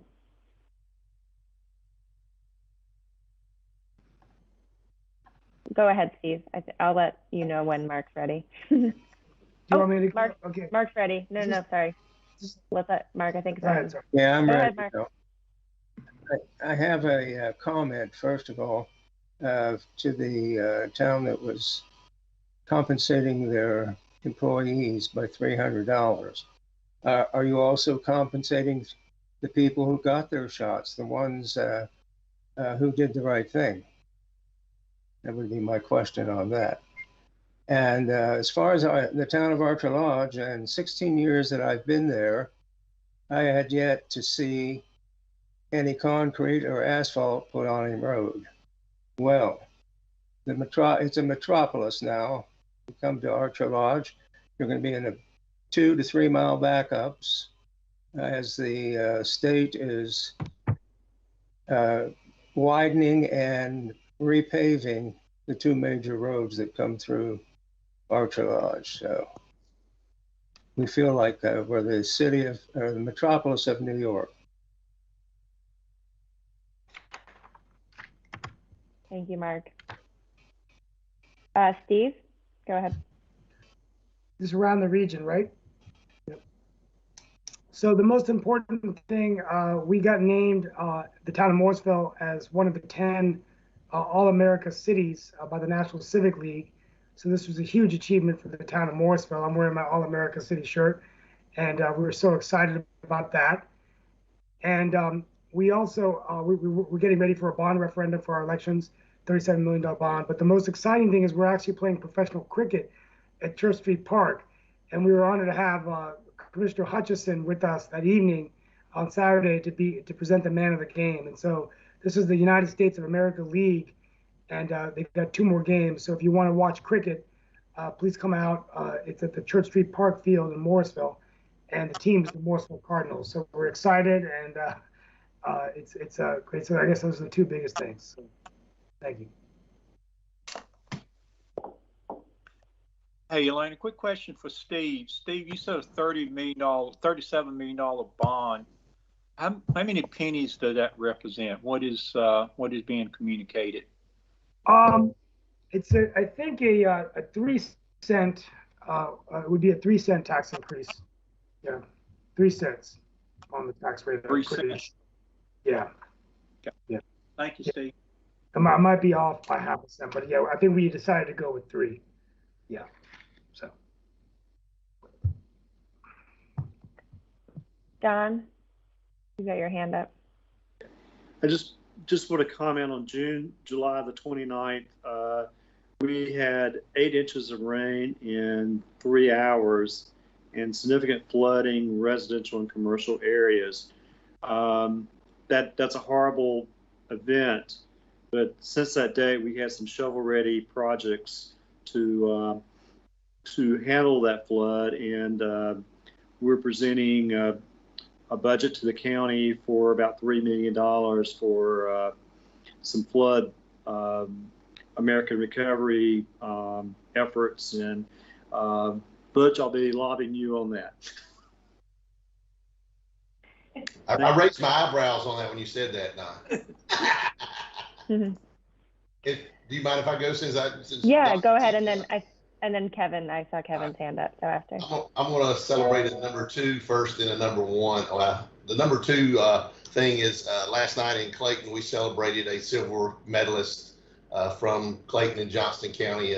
Kenny Harrison won the silver in the women's 110-meter hurdles. So it was a great event, a good time to celebrate that. And then with the census data coming out, I'm not sure if it's a celebration yet or we got a tiger by the tail, but Johnston County, percentage-wise, was the fastest growing county in the state over the last decade. And the even scarier part is, according to the Association of County Commissioners, we look to be in 20 years the number 1 percentage-wise, growing at about 50%. So that'll put us over 300,000 by 2040. So that's really scary. A lot of pressure on not just commissioners, but all the municipal leaders in Johnston County to get ready and get ready in a hurry. So. Thanks, Butch. Kevin? No, we have a new executive director of Partners in Progress, Natalie Hawkins, who used to be our assistant village manager. And I said, call Lee. That's the first thing I ought to do. And I guess she's serving on the Economic Development Committee. So I'm real excited about that. We haven't had, our Economic Development Department really participate with Triangle J much. And so I think that's positive. But secondarily, having all these municipalities on the phone, we're all really concerned about the bill going through the state that will limit our ability to manage zoning. Is everyone else panicking and writing letters like we are, or are we on our own? I think I thought it was important for me to ask that question, and I didn't know if the COG had any municipalities asked them to be involved with that, because it's really scary. It's almost like we're going to have no zoning control if this bill passes in a lot of respect, especially when it relates to buffers. And I don't know. It's just, I feel like it's a lost opportunity not to ask that question right now. Kevin, can I jump in and say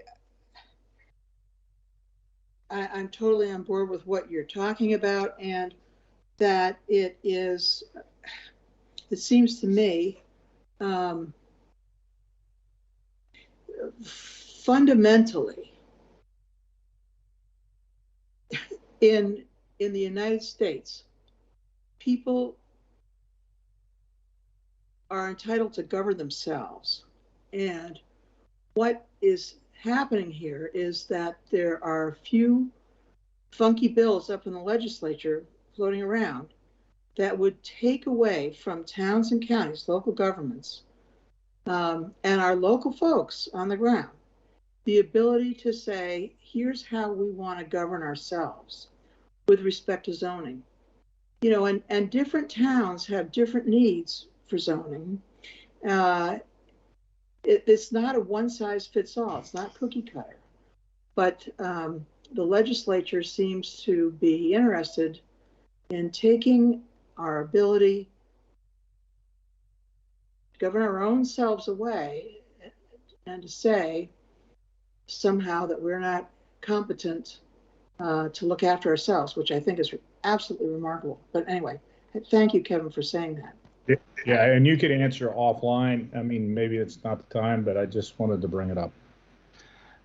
No, and real quickly, if I may, we're aware of the bill. We're having some conversations with some other cogs about what they are hearing. But Kevin, if I'm correct, I think you're referring to House Bill 821, yes, which modifies Chapter 160D, which you're right, it would take away a lot of authority from local governments around development activities and some other things. So we're aware of it and sort of seeing if it really has legs or not, and we'll continue to be in touch and follow and see what's going on.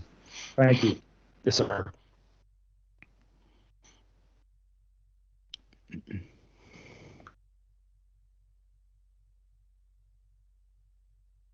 Kirk, I see your hand. Go ahead.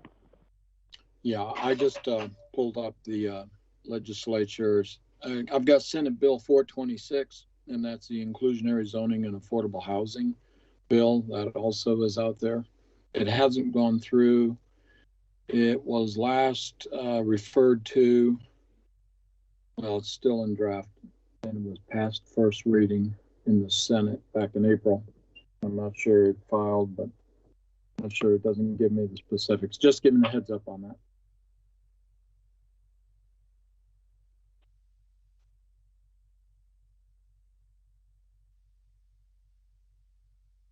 Any other updates?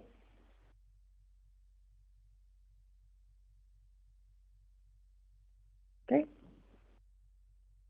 Back to you, Chair.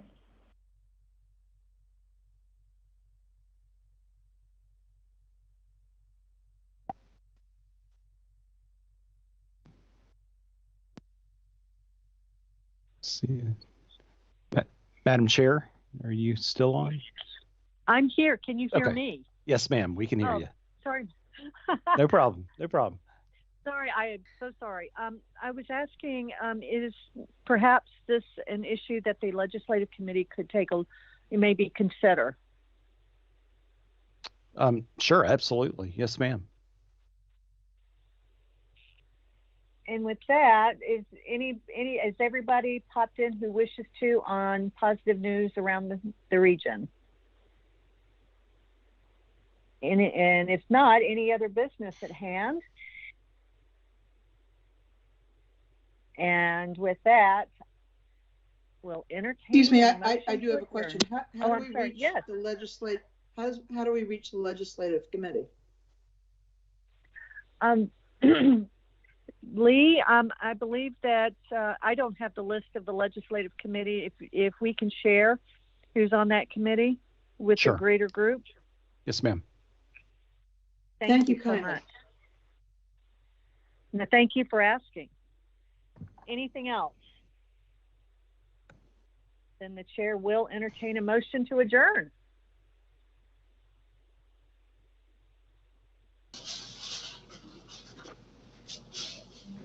And I'll be glad to do it myself. I'm happy to make a motion to adjourn. Second, Broadway. All right. Well, y'all, thank you very much. This was another very informative meeting. Take care. And happy Labor Day coming up. And look forward to seeing y'all in our next meeting. Thank you all. Stay well. Be healthy. Thank you. Thank and you. welcome Good new night, employees. everyone. All right. Bye-bye.